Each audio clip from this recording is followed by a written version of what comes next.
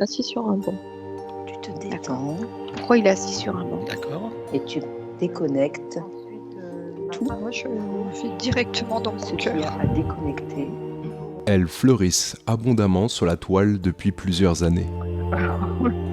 Qu'est-ce que vous avez déjà Elles intriguent, surprennent et interloquent les âmes sensibles à l'éveil collectif en cours. Moi, je ressentais un peu de mélancolie et de tristesse, et en fait, on me disait... Les enquêtes sous hypnose régressive et ou quantique sont désormais populaires et soulignent l'intérêt croissant des internautes d'en savoir plus sur les subtilités du monde dans lequel ils vivent. Avec Amandine Roy. Nous recevons à cet effet Mathieu Monade du collectif Au Sol afin de décortiquer cette pratique en analysant les tenants et aboutissants de celle-ci. Pauline, Eva, Sophie et Marco, j'aimerais qu'aujourd'hui on commence sur un sujet. Une émission avec pour seul et unique objectif de lever un voile opaque et ce principalement sur deux questions. Quelles sont les méthodes appliquées lors de ces fameuses sessions? Quel crédit peut-on accorder à ce genre d'enquête pour le moins insolite? Installez-vous confortablement et préparez-vous à une émission pas comme les autres, sur Âme Dessine, la plateforme de référencement quantique et holistique.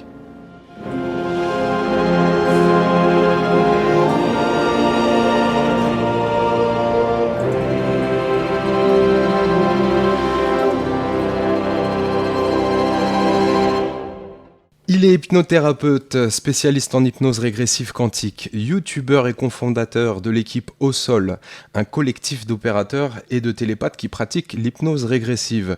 Il rend accessible au plus grand nombre la vision du monde ainsi que son fonctionnement. Il vient avec nous aujourd'hui parler de ce phénomène, de ce grand boom des enquêtes sous hypnose sur la toile. Mathieu Monade, bonjour.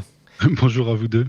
Bonjour, merci de m'inviter. Avec grand plaisir. Merci d'avoir répondu présent à notre appel. Alors, le premier point intéressant à aborder pour nous aujourd'hui, c'est cette popularité, cette explosion des audiences en rapport aux enquêtes sous hypnose. Peux-tu éventuellement nous expliquer quelle est la cause de l'enthousiasme du public par rapport à cette pratique selon toi ?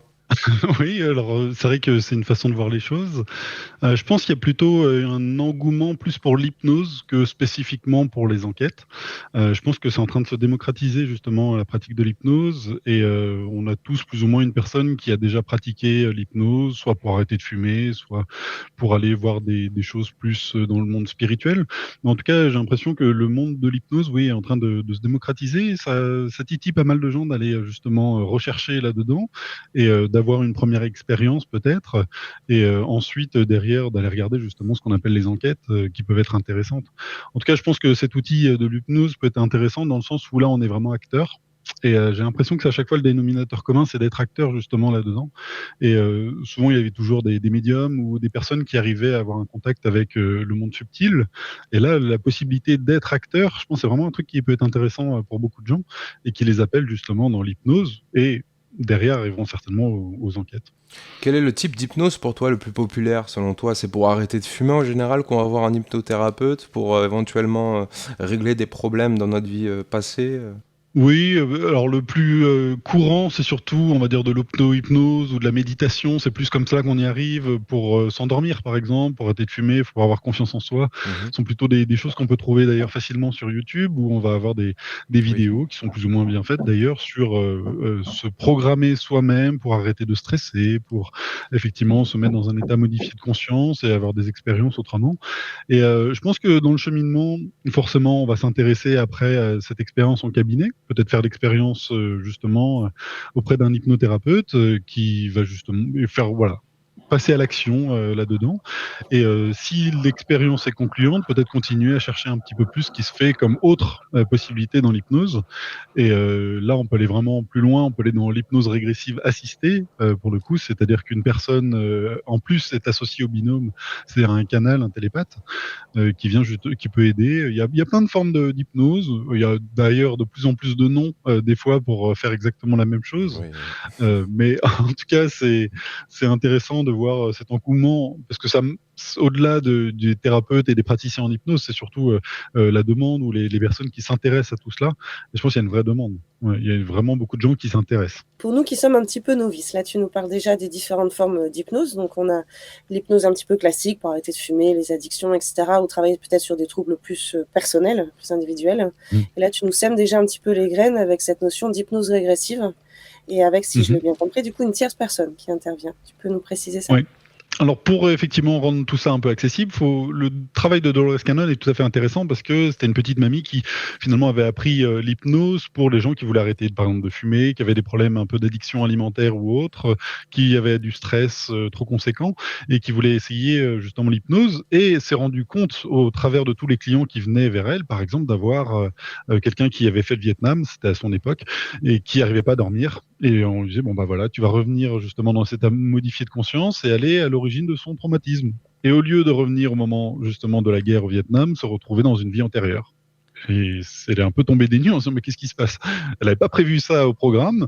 Et à force d'avoir des clients qui étaient différents et qui avaient ce genre d'expérience dans des vies antérieures, elle a compris justement le fonctionnement de ces vies antérieures, mais aussi de l'entrevie. Donc entre les vies, qu'est-ce que l'on fait? Où est-ce que l'on va? D'où est-ce qu'on vient aussi avant? Et d'où les vagues de volontaires, justement, son livre le plus connu, où elle parle justement que beaucoup d'êtres sont venus, suite à un appel de la Terre, venus s'incarner volontairement sur Terre pour aider le collectif humain, justement, à passer dans une autre dimension. Alors là, on pourrait passer dans un 5D, c'est ce qu'on appelle, et du coup, aider à sortir d'une situation un peu complexe dans laquelle on serait en ce moment. Ça, c'était à son époque, donc en cabinet. Et ce qui s'est passé entre-temps, c'est que des fois, des personnes n'ont pas la capacité de bien partir en hypnose, et des fois avaient des relations, c'est ma copine, elle part bien, et puis moi, j'y arrive pas, la copine va revenir dans le cabinet et va partir pour son amie. Et du coup, aller prendre des informations pour elle. Et c'était un petit peu difficile à organiser, parce qu'il fallait une personne, justement, en plus, dans ce trio, du coup. Et voilà, mais ça se faisait. Et arrivé donc l'essor d'Internet et le fait que Internet est devenu de plus en plus simple à utiliser, et comme on peut le faire justement en ce moment, avoir une conférence à 3 et expliquer au plus grand nombre justement ce qu'est l'hypnose régressive. Du coup, Internet a permis de mettre en place justement ce trio. Donc une personne qui est praticien en hypnose, une autre personne qui a des capacités pour partir très facilement justement dans un état modifié de conscience et aller prendre les informations pour une personne tierce qui serait du coup la demandeuse de la prestation du client, on peut dire, pour aller voir pour lui qu'est-ce qui va, pourquoi il a finalement comme un espèce de poids sur les épaules, ou alors quelque chose qui le suit, quelque chose qui va pas, qu'il n'arrive pas à mettre les mots dessus, mais il va pas. Donc c'est vrai que moi je recommence toujours d'aller justement faire l'expérience soi-même, mais des fois en faisant justement, il y a des pratiques, des inductions par exemple sur Internet pour voir si on part bien ou pas. Certaines personnes soit ont peur, soit n'y arrivent pas, et peuvent demander justement ce genre de prestation d'hypnose régressive assistée qui peut être possible et mise en place. On parle d'hypnose régressive spirituelle et quantique dans ton cas, c'est bien ça? Oui, c'est ça. Oui. Bon, après, comme je disais, je l'applique aussi pour moi-même. C'est-à-dire qu'il y a beaucoup de noms qui sont donnés maintenant pour l'hypnose, parce qu'il y a tellement de façons de faire pour la proposer justement cet outil, que des fois on va parler d'hypnose spirituelle, progressive, on va même enlever le régressif justement de tout cela. Quantique aussi, c'est un mot, parce que justement on s'est rendu compte qu'en retournant aller voir quelque chose qui s'est passé dans le passé, et juste en conscientisant ce qu'il y avait, eh ben, ça va avoir un impact justement sur ces lignes de temps, et on peut parler de quantique pour le coup, direct sur notre vie actuelle. Je vous donne un exemple très simple. Des fois, on a des personnes qui ont le vertige. Elles savent pas pourquoi, depuis toujours elles ont le vertige. On revient dans une vie en arrière, on s'aperçoit qu'il y a une chute de cheval et qu'elle est décédée de cela, du coup il y a une chute, et le traumatisme de la chute est toujours là, ce qui fait qu'il y a le vertige aujourd'hui. Vu qu'on perd la mémoire lorsqu'on s'incarne, on n'a plus justement l'information qui va avec la peur, et du coup arrive ce vertige qui est incontrôlable. Et le fait de conscientiser ce qui s'est passé avant permet justement de déverrouiller comme une porte, et d'enlever ce traumatisme dans la vie actuelle. Voilà. Alors ça marche pour symboliquement ou très simplement dans notre vie actuelle. Des fois on connaît le traumatisme, on peut aller le voir, mais des fois on ne sait pas. On ne sait pas d'où est-ce qu'il arrive ce traumatisme, et d'aller regarder dans les vies antérieures qui nous appartiennent, ou alors qu'elles appartiennent à ce qu'on appelle le transgénérationnel. Il y a plein de possibilités. Voilà. Ça me fait penser au film L'effet papillon. C'est une sorte de thérapie donc, liée entre le passé et le futur, et le présent également.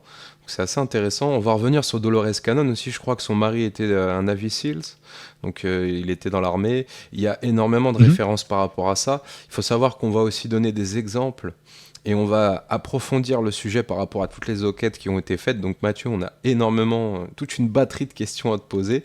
Restez branchés, ça va être passionnant. Donc moi, la question qui suivait, je voulais savoir par rapport au monde éthérique et par rapport à l'éther. Qu'est-ce que tu peux en dire, puisque c'est bien là que vous allez faire vos voyages? Oh là là, il y a beaucoup de choses à en dire, là, il va falloir que tu précises ta question. Mais effectivement, là où c'est intéressant, c'est qu'une fois qu'on a cet outil-là entre les mains, donc c'est-à-dire que de mettre une personne qui part très facilement en état modifié de conscience, on peut aller faire des petites balades et aller chercher. Alors au tout début, on se heurte à beaucoup de choses, des énergies qui sont contradictoires, c'est pas simple. Là, on va parler d'astral. Et du coup, de se faire un peu même manipuler en fait dans les réponses qu'on peut avoir. Donc souvent les premières personnes, enfin les premières enquêtes qu'on peut faire, et d'ailleurs c'est pour ça que j'en ai mis plein à la poubelle, au tout début on va aller poser des questions et c'est très noir, très, par exemple les humains sont contrôlés, vous pouvez pas sortir, et c'est un peu ce qu'ils ont envie de nous dire, que justement parce qu'eux ils ont cet intérêt-là pour. Tu parles de la terre prison, la fameuse terre prison dont beaucoup de gens parlent, notamment dans la gnose et dans les mouvements ufologiques. Oui, c'est ça. Alors c'est une manière de voir les choses, mais une manière aussi qui convient à ce qu'on appelle les entités, à certaines forces qui veulent nous avoir sous leur contrôle et qu'on n'évolue pas, ou en tout cas qu'on reste dans cette condition-là, dans la peur, et parce qu'elles se nourrissent aussi de ces énergies qu'elles aiment bien et qui leur permet de, elles, continuer à vivre, à exister. Une fois qu'on sort de cet état-là, en fait, on peut accéder dans d'autres états, alors qu'on peut appeler le haut astral, et où on va retrouver des êtres qui seront plutôt galactiques, on va dire. Bon, après, chacun aura son vocabulaire par rapport à cela, mais des êtres qui sont un peu plus, bienveillants, on va dire, et qui ont un autre intérêt qui est autre que ces entités-là. Et puis après, on peut sortir complètement de ce qu'on appelle l'astral pour aller dans d'autres plans avec nos parties supérieures, où là, c'est encore différent. Après, il n'y a pas de bon étage, j'ai envie de dire. Il y a pas. Alors certains disent plus tu es haut, mieux c'est. Alors pas forcément. Ça dépend des informations que l'on veut obtenir et oui, de ce qui est intéressant pour chacun. Mais en tout cas, sachant que en fonction de l'étage à laquelle on va se trouver, on aura des informations différentes sur la même question. Est-ce qu'on peut sous-entendre du coup que c'est une question de muscles à pratiquer pour monter un petit peu là les étages, comme tu disais? Alors, déjà, moi, je veux juste poser quelque chose, c'est que je connais pas, j'ai pas la science infuse là-dessus, je suis pas omniscient. C'est juste au fil de toutes les expériences que j'ai pu faire moi, mais aussi au travers du collectif au sol. C'est-à-dire qu'on s'est réunis avec plusieurs personnes justement qui pratiquent l'hypnose comme moi, et on s'est réunis tous ensemble parce que on confronte un petit peu toutes les visions que l'on a. Et on trouve ça intéressant justement. Pourquoi quand je vais voir ça, moi j'ai ça, pour toi t'as ça. Comment ça se fait? Ça veut dire que quelque chose ne va pas. Et à d'autres fois, c'est convergent. Et on a un centre de recherche, si vous voulez, en hypnose, pour aller observer tout cela, pour essayer de peaufiner cet outil qui est magnifique, mais qui a aussi ses difficultés. Et pourquoi certains sujets, on n'arrive pas à avoir de bonnes réponses, pourquoi d'autres c'est pertinent. Donc, voilà.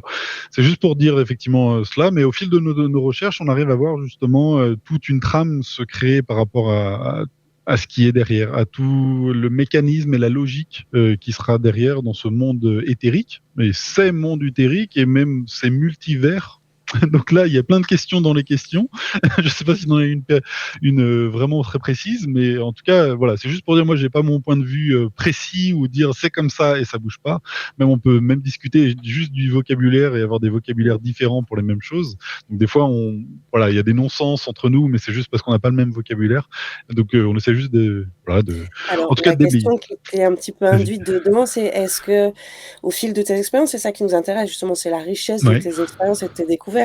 Est-ce qu'au fil de ces expériences, tu as pu déceler peut-être un protocole ou un liant, un point commun, un dénominateur commun qui fait qu'on va obtenir des réponses sur des fréquences plus basses ou plus hautes? Alors moi, ce que je peux te dire, c'est qu'on peut y accéder ou non à des fréquences au-dessus. C'est-à-dire que quand je propose par exemple des ateliers ou des formations, il y a des personnes qui disent moi j'arrive pas à monter. Et quand on voit pourquoi elles n'arrivent pas à monter, c'est pas alors soit un muscle comme tu as utilisé ou une capacité, mais plutôt en fait des nettoyages internes qui empêchent de monter. En fait, comme si on avait en nous des mémoires très lourdes qui avaient besoin d'être conscientisées, évacuées pour pouvoir monter plus haut. C'est-à-dire que des personnes ont vraiment les capacités incroyables, elles voient très très bien, mais elles ne voient que dans des plans qui sont assez lourds, parce que des mémoires en elles les empêchent de monter un petit peu, un peu comme un boulet à un pied aussi, on pourrait le voir ça comme ça. Et tout le travail, c'est un travail personnel d'abord, d'arriver à les conscientiser, tous ces blocages que l'on a en nous, toutes ces lourdeurs. Et conscientiser est important, parce que c'est pas juste on met un petit baume et hop, ça disparaît. Tant qu'on les a pas conscientisés vraiment, eh ben on peut pas les enlever. Et ça, c'est vraiment le premier travail. Effectivement, c'est un travail personnel, hein, d'aller justement observer. Et des fois, c'est souvent des choses qu'on a mis sous le tapis et qu'on ne s'ose pas se donner ou se dire. C'est-à-dire, bah voilà, tu vois là, par exemple, tu as pourquoi, je ne sais pas, tu as une addiction. Et elle est en raison, elle vibre avec quoi cette addiction? Et en fait, on va aller plonger en soi, observer, et en fait, ça va souvent amener dans un traumatisme quelconque, et qu'on avait un peu mis justement de côté en disant bon, c'est pas si grave que ça, mais en fait, si, c'est toujours là. Et tant qu'il sera là, il y aura une impossibilité de monter plus haut. Et après, une fois que tout est enlevé, on a fait le travail, on a fait la paix avec soi-même, la paix autour de soi, et ben c'est de plus en plus facile de monter, et on a accès à des plans plus hauts, plus élevés. En fait, la vibration est plus haute, donc on arrive à monter de plus en plus. Là où c'est intéressant, c'est justement d'utiliser non pas le troisième œil comme on a l'habitude de le dire couramment, mais plutôt utiliser son cœur. On se rend compte que c'est un point zéro et que ce point zéro là permet d'accéder à d'autres plans beaucoup plus facilement. Au lieu d'augmenter justement, on arrive avec ce cœur et on peut arriver justement à la source qui est le point le plus haut. En tout cas, les parties de nous-mêmes qui sont les plus hauts possibles.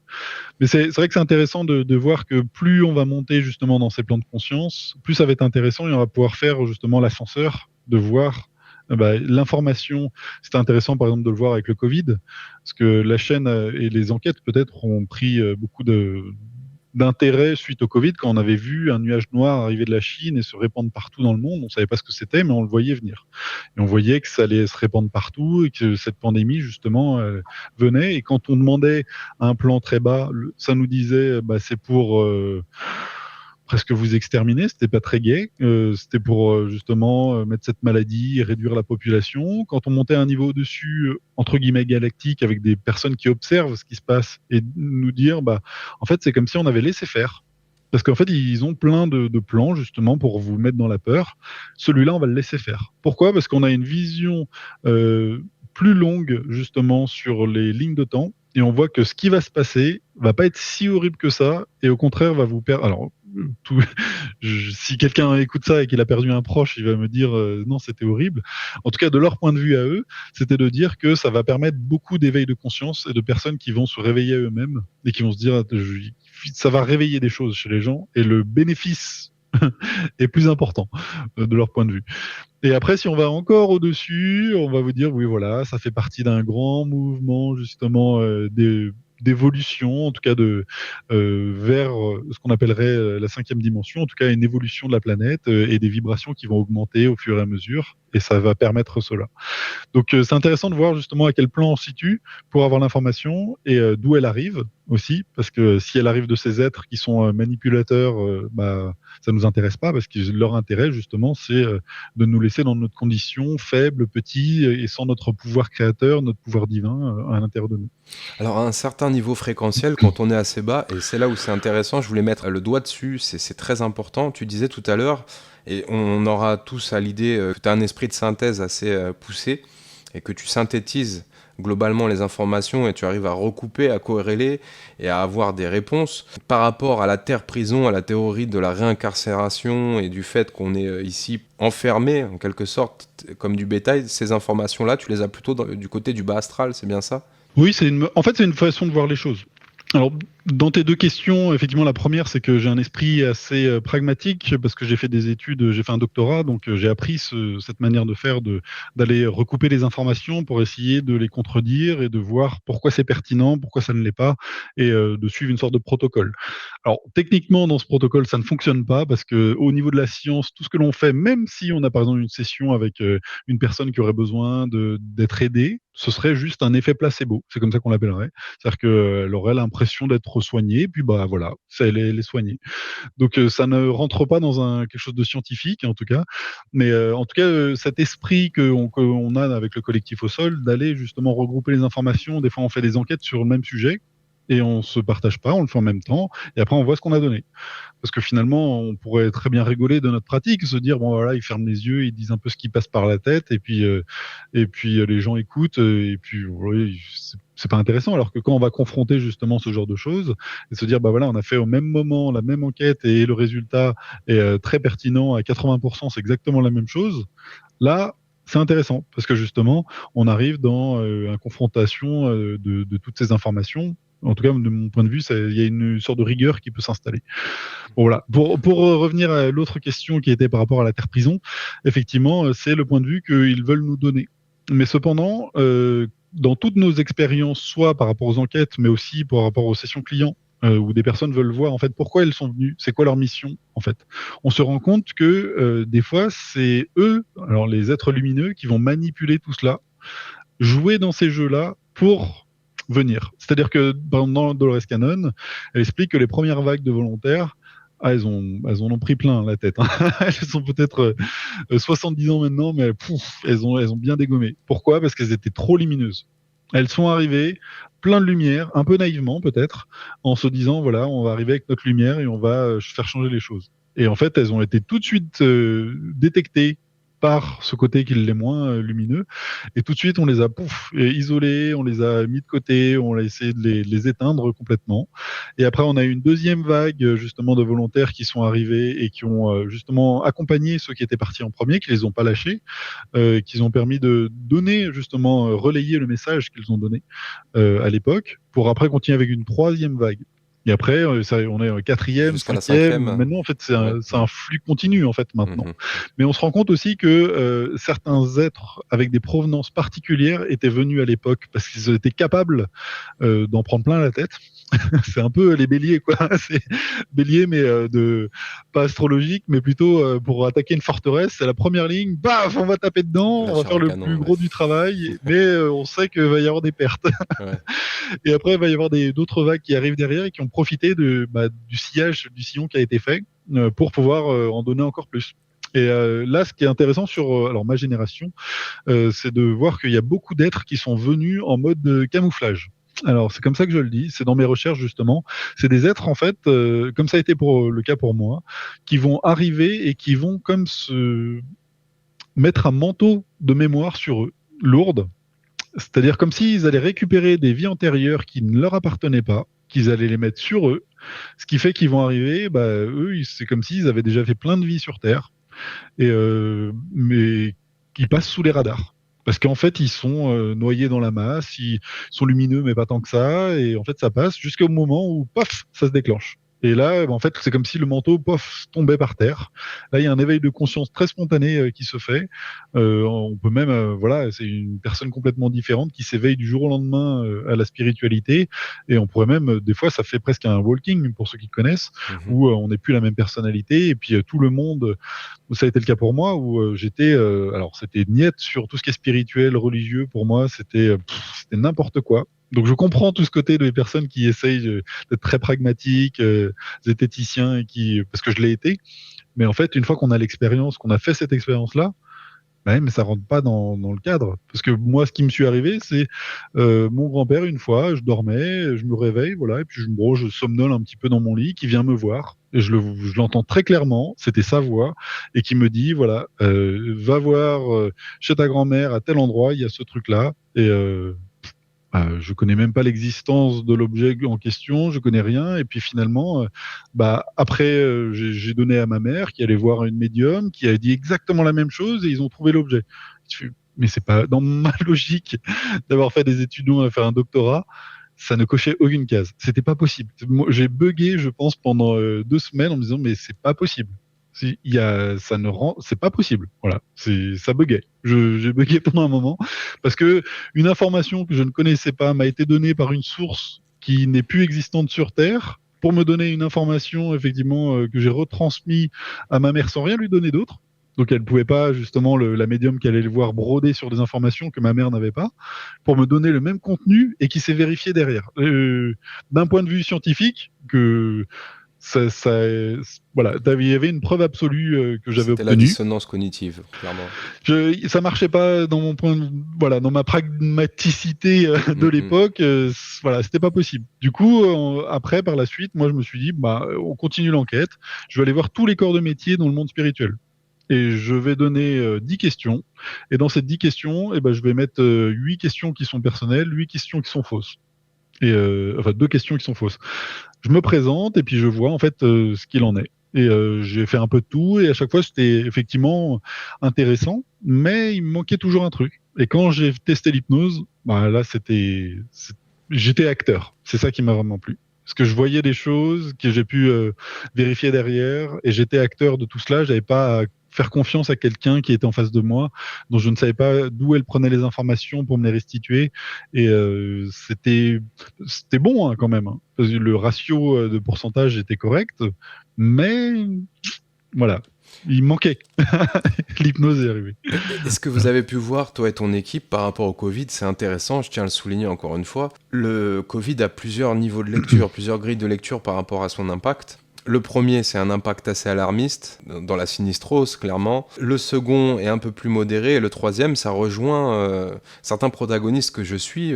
Je vais citer Philippe Guillemant, qui parle du futé lumineux, et qui dit que ce Covid est venu, en fait, pallier au soft power et enclencher une vague de réveil. A mis les gens face aux contradictions du système actuel et a en quelque sorte, nous a servi plutôt que desservi. C'est très positif et c'est vraiment bien d'avoir cette grille de lecture. Avec le recul, peut-être, on peut se poser cette question-là, effectivement.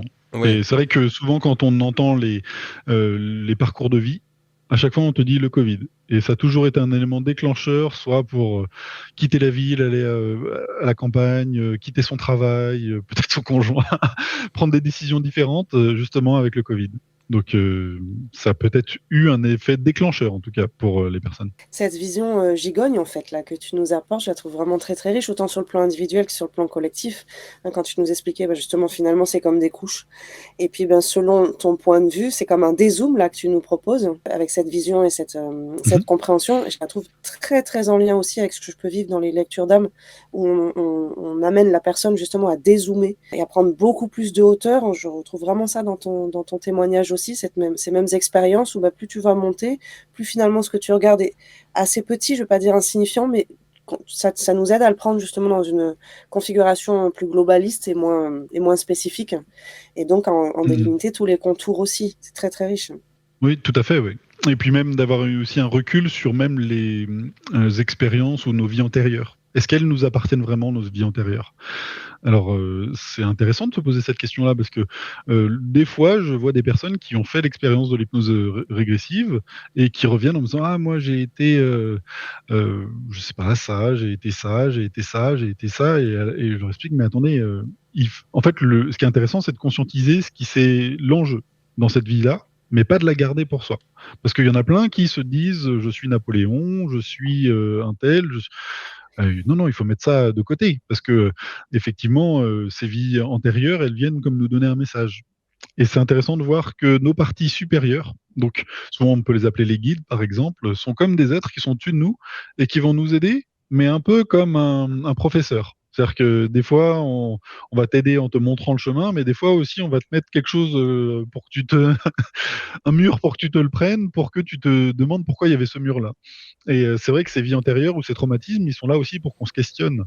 Et je pense que je ferai certainement bientôt une vidéo sur ce positionnement de victime. Parce que je vois partout autour de moi des gens, c'est tellement facile d'être victime, mais tellement. Et même moi, je m'inclus dedans. On a tous nos moments où on se dit oui, mais j'ai pas pu faire ça parce que il y avait ça, il y avait ça, il y avait ça. Mais en fait, non. C'est à nous aussi de prendre les choses en main et puis de s'amener dans la bonne direction. Et des fois, justement, de se mettre un traumatisme qui aurait pu être dans une autre vie, qu'elle nous appartienne ou pas, qui est être dans notre transgénérationnel ou pas, et de se confronter à cela, de l'évacuer et de passer à outre. Je pense que c'est vraiment très intéressant. Et après aussi d'avoir, de faire aussi le ménage et de dire voilà, j'ai fait, je passe à autre chose. Et justement, dans cette évolution, s'il y en a une, de se dire voilà, maintenant quelle est la prochaine vie que je veux voir en face, pour conscientiser quelque chose. Et c'est sans doute ça le plus important, c'est justement de ne pas s'enfermer. Alors je trouve ça fascinant ce que tu nous décris avec cette notion un petit peu de camouflage. Pareil dans la Oui. lecture, je peux avoir beaucoup d'âmes comme ça qui viennent expérimenter. J'aime beaucoup cette image que tu nous donnes là du manteau de camouflage avec des vies qui sont pas forcément les miennes. Et je retombe aussi sur ce que tu disais en termes de walking, de dire oui, tu viens. Moi, je leur dis, tu viens occuper un véhicule qui est pas forcément très propre, mais tu viens en tant que fébraise. Donc, de ne pas s'identifier, de sortir de cette identification et justement de pas rester de moi. Alors moi, je suis Napoléon, je suis non, pas du tout. C'est des particules d'information et qui t'appartiennent pas forcément. Ça, c'est très riche avec Exactement. Ouais. cette expérience de l'hypnose. Ça te permet peut-être encore plus facilement de distinguer ce qui appartient ou pas à cette âme qui vient expérimenter. Et aussi l'impact qu'on peut avoir sur Terre, de ce point de vue-là un peu plus haut, n'est pas du tout le même. C'est-à-dire que nous, on se dit quelqu'un qui va avoir beaucoup d'impact et quelqu'un qui va être aux premières loges, qui va être exposé, peut-être comme ce que l'on fait, alors que finalement, ils vont trouver beaucoup plus de mérite à des personnes qui sont incarnées dans une famille chaotique, mais vraiment chaotique, et ils y vont en conscience. Et en fait, ils vont dans un nœud générationnel, mais ça impacte des milliers de personnes. Et en fait, quand on est incarné sur Terre, on a un pouvoir d'action qui est bien plus grand que lorsqu'on est à l'extérieur et on n'a pas cet accès-là, parce qu'on vient dans ce rhizome de vie antérieure. C'est comme si dans la Terre, en fait, il y avait toutes ces mémoires qui ne pouvaient pas être évacuées, et ces personnes viennent s'incarner dedans et faire tout le travail transgénérationnel. Donc, comme nettoyer des milliers de vies, et donc de tout son transgénérationnel. Et c'est un travail titanesque, mais qui est très important justement, et de se dire des fois son rôle c'est juste ça, c'est d'aller vraiment mettre les mains dedans et d'aller s'enlever des vies qui ne nous appartiennent pas. Et alors c'est un peu difficile pour ces personnes-là parce que elles ont l'impression à chaque fois, bon, je retourne dans une vie, qu'est-ce qu'il y a? Bon, il y a ça, pouf, allez hop, je l'enlève. Mais après, j'en ai une autre. On se dit, mais qu'est-ce que c'est que toutes ces choses qui retombent sur moi?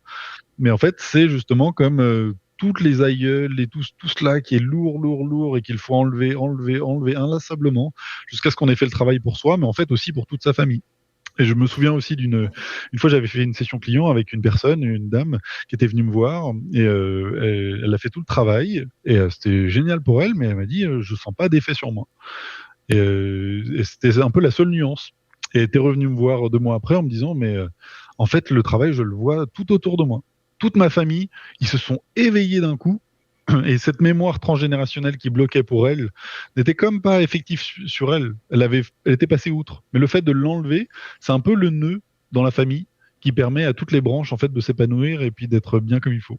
Et elle était revenue vers moi pour me dire effectivement merci, apparemment le travail que j'ai fait c'était pour ma famille et finalement j'en suis content parce que ça les a aidés dans leur parcours. Est-ce qu'il existe des formations certifiantes, un cursus pour être hypnothérapeute quantique notamment, ou en hypnose régressive? Oui, alors il y a plein de formations, effectivement, ça dépend. Mais là, il faut vraiment aller regarder dans qu'est-ce que chacun veut faire. Dans ce que on fait dans la partie assistée, c'est-à-dire à 3, il n'y a pas de formation certifiante, c'est pas reconnu parce que c'est une pratique tout à fait nouvelle. Et alors après, il y en a d'autres qui sont reconnus par l'État, notamment tout ce qui est du côté médical. Oui. C'est pour ça aussi qu'on utilise hypnothérapeute. Techniquement, ça n'est utilisable que pour les personnes qui sont justement dans ce milieu médical. Donc on sait, par exemple, dans les blocs opératoires, de plus en plus, ils utilisent des hypnothérapeutes pour ne pas être sédatés, ou en tout cas le moins possible, pour justement pouvoir être réceptifs. Et c'est très utile pour les chirurgiens qui font une opération.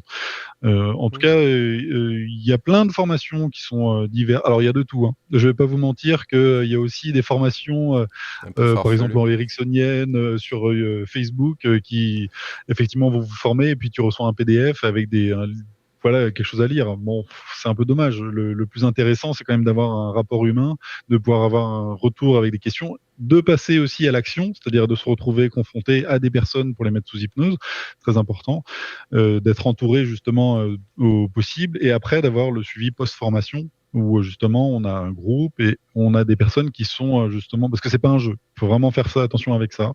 Ça peut être assez rigolo de voir ça, ou même les enquêtes. Je vois bien qu'il y a un engouement aussi par rapport à ça, parce que ça a l'air facile, ça l'est absolument pas. Il y a des personnes pour qui c'est voilà, faut pas faire n'importe quoi. Il faut être professionnel dans sa démarche. Si on veut faire ce genre de choses, il faut se former comme il faut. Voilà, il y a tout ce qu'il faut. Moi, j'en propose effectivement une formation, et il faut vraiment faire attention. C'est pas n'importe quoi, ouais. Parce que quand on a une personne qui on met sous hypnose et qui commence à parler une autre langue, Il faut savoir qu'est-ce qu'on fait appréhender la après? situation. Oui. Ouais, il faut pas, voilà, faut pas rigoler non plus. Alors, tu es précurseur dans cette méthode en trio, donc si j'ai bien compris, il y a une personne qui pose les questions, un opérateur et une troisième personne qui est la personne concernée. Oui, c'est pas moi qui l'ai inventé non plus. Finalement, ça date d'assez longtemps, de cette manière-là. Mais ce qui change maintenant, c'est surtout le fait que Internet, c'est quand même vraiment considérablement changé. Par exemple, juste les 10 dernières années, et aussi tous les périphériques qui sont les ordinateurs, le fait d'avoir une caméra et puis une bonne connexion Internet, c'est quand même assez simple maintenant de faire ce que l'on fait en ce moment même, c'est-à-dire une petite visioconférence. Oui. Ce genre de choses est devenu très facile. À l'époque de Dolores Cannon, d'ailleurs, elle contredisait l'utilisation d'Internet pour ces sessions, et je suis tout à fait de son avis, c'est-à-dire que si c'est la première fois qu'on fait de l'hypnose, qu'on a envie de tester, je recommande pas de faire justement, parce qu'on peut le faire directement sur Internet. Je pense que c'est quand même mieux d'être en présentiel à côté de quelqu'un, à moins qu'on ait des capacités évidentes de partir. Si c'est dans une deuxième approche, c'est-à-dire qu'on a déjà essayé en cabinet, pourquoi pas le faire effectivement par Internet, parce qu'on sait déjà à quoi il retourne et de ses capacités ou pas à partir, justement. En tout cas, il y a vraiment plusieurs formes d'hypnose, plusieurs états aussi. On va pas rentrer peut-être dans le détail, mais en tout cas, c'est vraiment très intéressant et chacun pourra fouiller effectivement dans cela. Merci Mathieu. Par rapport au collectif Au Sol, qu'est-ce que ça veut dire? Est-ce que tu peux nous en dire quelques mots? Œuvrer avec la source pour offrir la lumière. En fait, c'est au tout début, quand on faisait des explorations, on avait rencontré des parties de nous qui étaient au-dessus, qui nous ont regardés et vous disiez, mais vous, en fait, vous êtes l'équipe incarnée sur Terre, vous êtes l'équipe au sol, Au Sol. vous êtes sur le terrain. Ouais. Et il y a d'autres personnes, alors moi, j'aime pas utiliser le mot guide parce que je trouve qu'il est un peu trop vague, mais en tout cas, des parties de nous-mêmes, une partie supérieure, par exemple, qui sont au-dessus et qui vont s'assurer que tout se passe bien.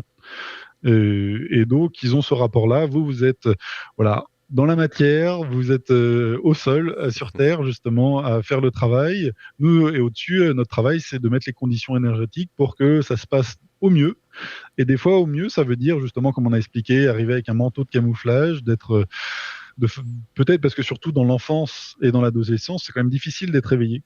Et ils se sont rendus compte, avec les vagues de volontaires qui étaient avant nous, de se dire c'est peut-être mieux justement de se mettre comme des balises à l'intérieur de nous, de se mettre à une sorte de réveil et de se dire voilà, tu vas t'incarner sur Terre et on s'organise que par exemple à tes 30 ans, quand tu seras un peu plus stable émotionnellement, on va tout faire réouvrir. Paf. Donc il y a un petit réveil, on n'en a pas conscience, on fait notre vie, voilà, on a un travail et tout ça, et puis d'un coup, bouf, qu'est-ce qui se passe?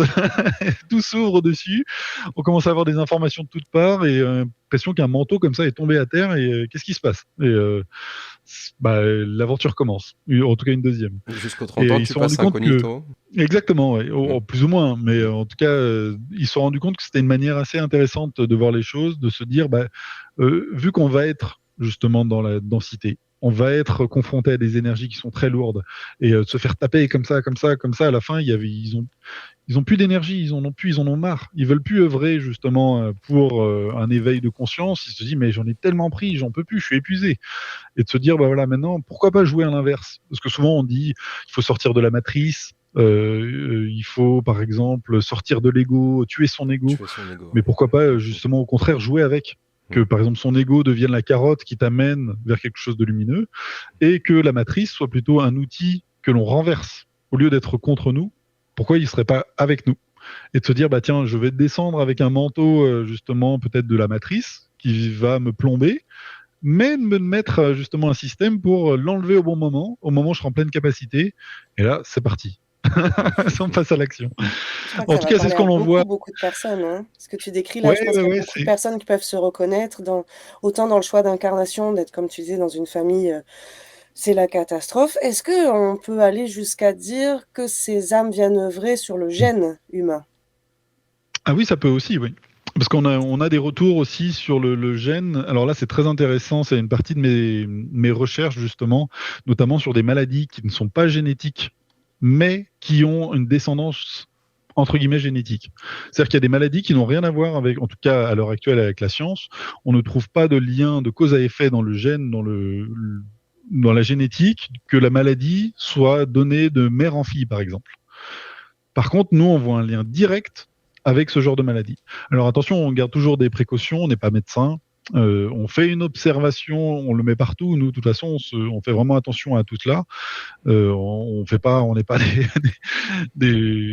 alors pour le coup, on pourrait utiliser gourou, je ne sais pas, chaman, ce que les détracteurs utilisent en permanence pour dire, mais en tout cas, nous, on n'est pas médecin, mais on voit une corrélation des fois sur certaines maladies. L'endométriose par exemple, et là avec le collectif on s'est rendu compte que des personnes qui venaient avec l'endométriose avec systématiquement le même schéma derrière, et des fois des personnes qui ne nous avaient pas dit qu'elles l'avaient cette maladie parce que elles vivent avec, elles ont l'habitude, et on voyait, et puis à la fin on dit mais il n'y a pas un problème de reproduction au niveau des organes parce que ça rentre dans ces énergies qui sont un peu entre guillemets malveillantes et qui n'ont pas intérêt justement à ce qui est quelque chose d'épanoui à ce niveau-là. Et voilà. À chaque fois, je mets vraiment des précautions parce que j'ai pas envie qu'on se dise, ça y est, on a trouvé une solution pour un remède à cela, et des personnes qui ont cette maladie pourraient aller se dire, ça y est, je vais te libérer. Et en fait, ça n'aura pas été le cas. Il faut vraiment faire attention, et c'est pour ça que moi, j'utilise jamais le mot soin, par exemple, mais plutôt accompagnement. Parce que on se rend compte aussi que si la personne n'est pas consciemment dans ce processus-là, il n'y a pas d'effet. C'est-à-dire que le côté magique ne fonctionne pas. Si la personne comprend les tenants et les aboutissants d'une session, de ce qu'on peut faire, de ce qu'on ne peut pas, et ben là, il y a des jolis résultats derrière. Et par exemple, même une personne qui avait été diagnostiquée avec un endométriose, qui ne pouvait pas avoir d'enfant, c'était définitif, c'était écrit noir sur blanc, et ben derrière, a eu un enfant après, tout est parti, elle a pu... Alors, encore une fois, on va mettre ça sur l'effet placebo. Mais effectivement, des fois, on peut avoir des belles choses qui ont lieu. Et en tout cas, le fait d'être dans ce centre de recherche, humblement en disant, voilà, nous on met ça, à chaque fois on a vu ça, on a eu ça, ainsi de suite, et de faire des regroupements d'informations par rapport aux sessions qu'on peut faire, et ça permet justement d'isoler des fois, dans ce cas-là, on voit systématiquement cela, et ça peut avoir cette répercussion-là derrière. Voilà. En tout cas, nous, encore une fois, on n'est pas des médecins, on est juste des praticiens en hypnose, on fait ce travail-là. En tout cas, si ça peut aider, si c'est l'effet placebo, tant mieux, hein. On va voir ça comme ça, mais on est obligé de faire des disclaimers. Au-delà de la maladie, forcément, ça vient intervenir en termes de mémoire cellulaire, en termes d'épigénétique. Donc aussi sur le gène humain, de façon plus vaste, hein, pas uniquement de façon maladie-guérison, mais de façon plus vaste, apporter de la lumière de l'intérieur et dans un corps humain, et donc sur un processus épigénétique. Si on comprend, et c'est assez simple, que le vertige, le fait qu'on meurt d'une chute et qu'on garde le traumatisme de la chute et qu'on garde le vertige dans la vie d'après, qu'est-ce qu'il en est, par exemple, si on meurt d'un accouchement? On est une femme, on meurt pendant son accouchement. Est-ce qu'il n'y a pas justement un traumatisme qui est dedans et qui va s'engrammer en nous, justement, par la suite? Et attention, je dis pas qu'une femme qui n'arrive pas à avoir des enfants, justement, c'est peut-être à cause de ça, mais peut-être ça vaut le coup d'aller regarder s'il n'y a pas un traumatisme là-dessus et qui empêcherait justement Il y a beaucoup de choses, hein. J'ai pas envie de faire des généralités, mais on a beaucoup d'exemples de personnes qui ont des phobies, par exemple, et qui n'en ont plus après une session, parce qu'elles ont juste conscientisé ce qui s'est passé juste avant, et qui ont des difficultés, ou qui ont comme une espèce de... On a tous... Ça peut parler aux gens d'avoir une espèce de douleur fantôme. D'avoir comme ça, soit sur les épaules comme un sac en permanence, ou alors d'avoir, je sais pas, il y a dans la mobilité, il y a quelque chose qui, comme fantôme. Je sais pas comment expliquer, mais physiquement ça n'existe nulle part, mais c'est là. Ouais, en fait, c'est des sensations qu'ont les gens, et c'est souvent ce qu'ils décrivent quand ils font une session client, c'est en disant, mais je sais pas, j'ai l'impression qu'il y a un truc qui m'empêche, tu vois, qui à chaque fois qui me bloque, quelque chose même des fois de cyclique, de répétitif. Pourquoi même quand une personne tombe amoureusement sur des personnes qui sont néfastes, pourquoi même en le conscientisant, il retombe sur une autre personne qui est exactement dans le même schéma, et que tous leurs amis leur disent mais tu vois pas que tu le fais enfin c'est la même chose, mais eux ils ne le voient pas. Et du coup, ça peut être intéressant de conscientiser justement s'il n'y a pas quelque chose qui est mis en une programmation, ou quelque chose à conscientiser. Pourquoi on se met toujours dans ce rapport victime-bourreau et qu'on répète ça à l'infini? Est-ce qu'il y a quelque chose qu'on a manqué? Alors, tu as répondu en partie à la question qui suivait. Les informations se recoupent-elles d'une enquête à l'autre? Ben, j'imagine que oui. Et Ouais. sur certaines enquêtes, tu en as supprimé aussi en parallèle, ça je ne savais pas, en revanche. Oui, j'en ai enlevé certaines qui n'étaient plus pertinentes parce que j'ai évolué aussi dans ma façon de voir les choses. Je me suis rendu compte qu'il fallait bien préciser sur quel plan on se trouvait pour donner l'information. Ouais. Par exemple, quelque chose de très simple, quelle est la forme de la Terre? On me pose des fois la question. Et ben, on se rend compte qu'en fonction du plan, la Terre n'a pas la même forme. Alors, à quel plan, pour quelle forme? Justement, ça, je suis curieux. Au niveau du bas astral, on dit quoi? Plate ou ronde? Justement, si on est au niveau de cette matrice, il va être sous un dôme, plate, enfermé, on peut pas en sortir, et de toute façon, une fois qu'on en sort, on est remis dedans.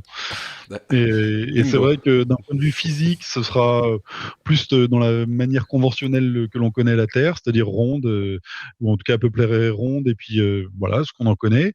Sur un autre plan, elle va être symbolique. Ça évolue en permanence. On se rend compte que même la Terre elle-même a plusieurs corps. Et que justement, on évolue sur un corps, mais que celle-ci peut évoluer et passer sur un autre corps.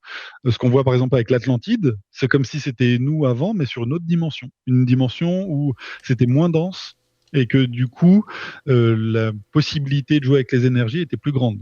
Et que avec le Tiamat, lorsqu'elle a explosé, ça a en fait tout détruit notre système solaire, ça l'a fait plomber d'un coup. Et finalement, cette évolution qu'on appelle de Gaïa, de la Terre, n'est pas vraiment une évolution, mais plutôt un retour à la normale. Donc, c'est pour ça que finalement, ce qui s'est passé avec Atlantide, on est redescendu, c'est comme si on allait retourner dans ce qu'on appellerait l'Atlantide. Là encore, c'est un peu complexe de schématiser ou de rendre ça, de faire un petit résumé en juste 2-3 minutes. Mais c'est vrai que c'est intéressant parce que on voit tout cela, on voit ce qui s'est passé sur d'autres. En gros, pour faire simple, c'est des êtres qui sont arrivés d'une autre espace dimensionnel, donc ça veut dire complètement hors notre source. Imaginez que quand on rentre dans la source, dans Dieu, on a accès à d'autres sources qui font d'autres expériences. Et des êtres qui viennent d'une autre expérience ont réussi à rentrer dans la nôtre pour nous embêter, pour prendre ce qu'ils avaient à prendre. Et eux, ils sont féroces. Hein. Ils ont pas. C'est comme si nous on était des petits anges qui n'avions jamais connu la guerre. Eux, ils sont arrivés, ils ont tout cassé, ils s'en fichent. Voilà. Et quitte à faire exploser une planète dans notre système solaire pour tout détruire, mettre la pagaille en permanence. Et ce qui fait que l'Atlantide, pouf, d'un coup est passé ce qu'on appellerait du coup le déluge, d'un plan 5D à d'un coup, pof, tomber dans un plan 3D.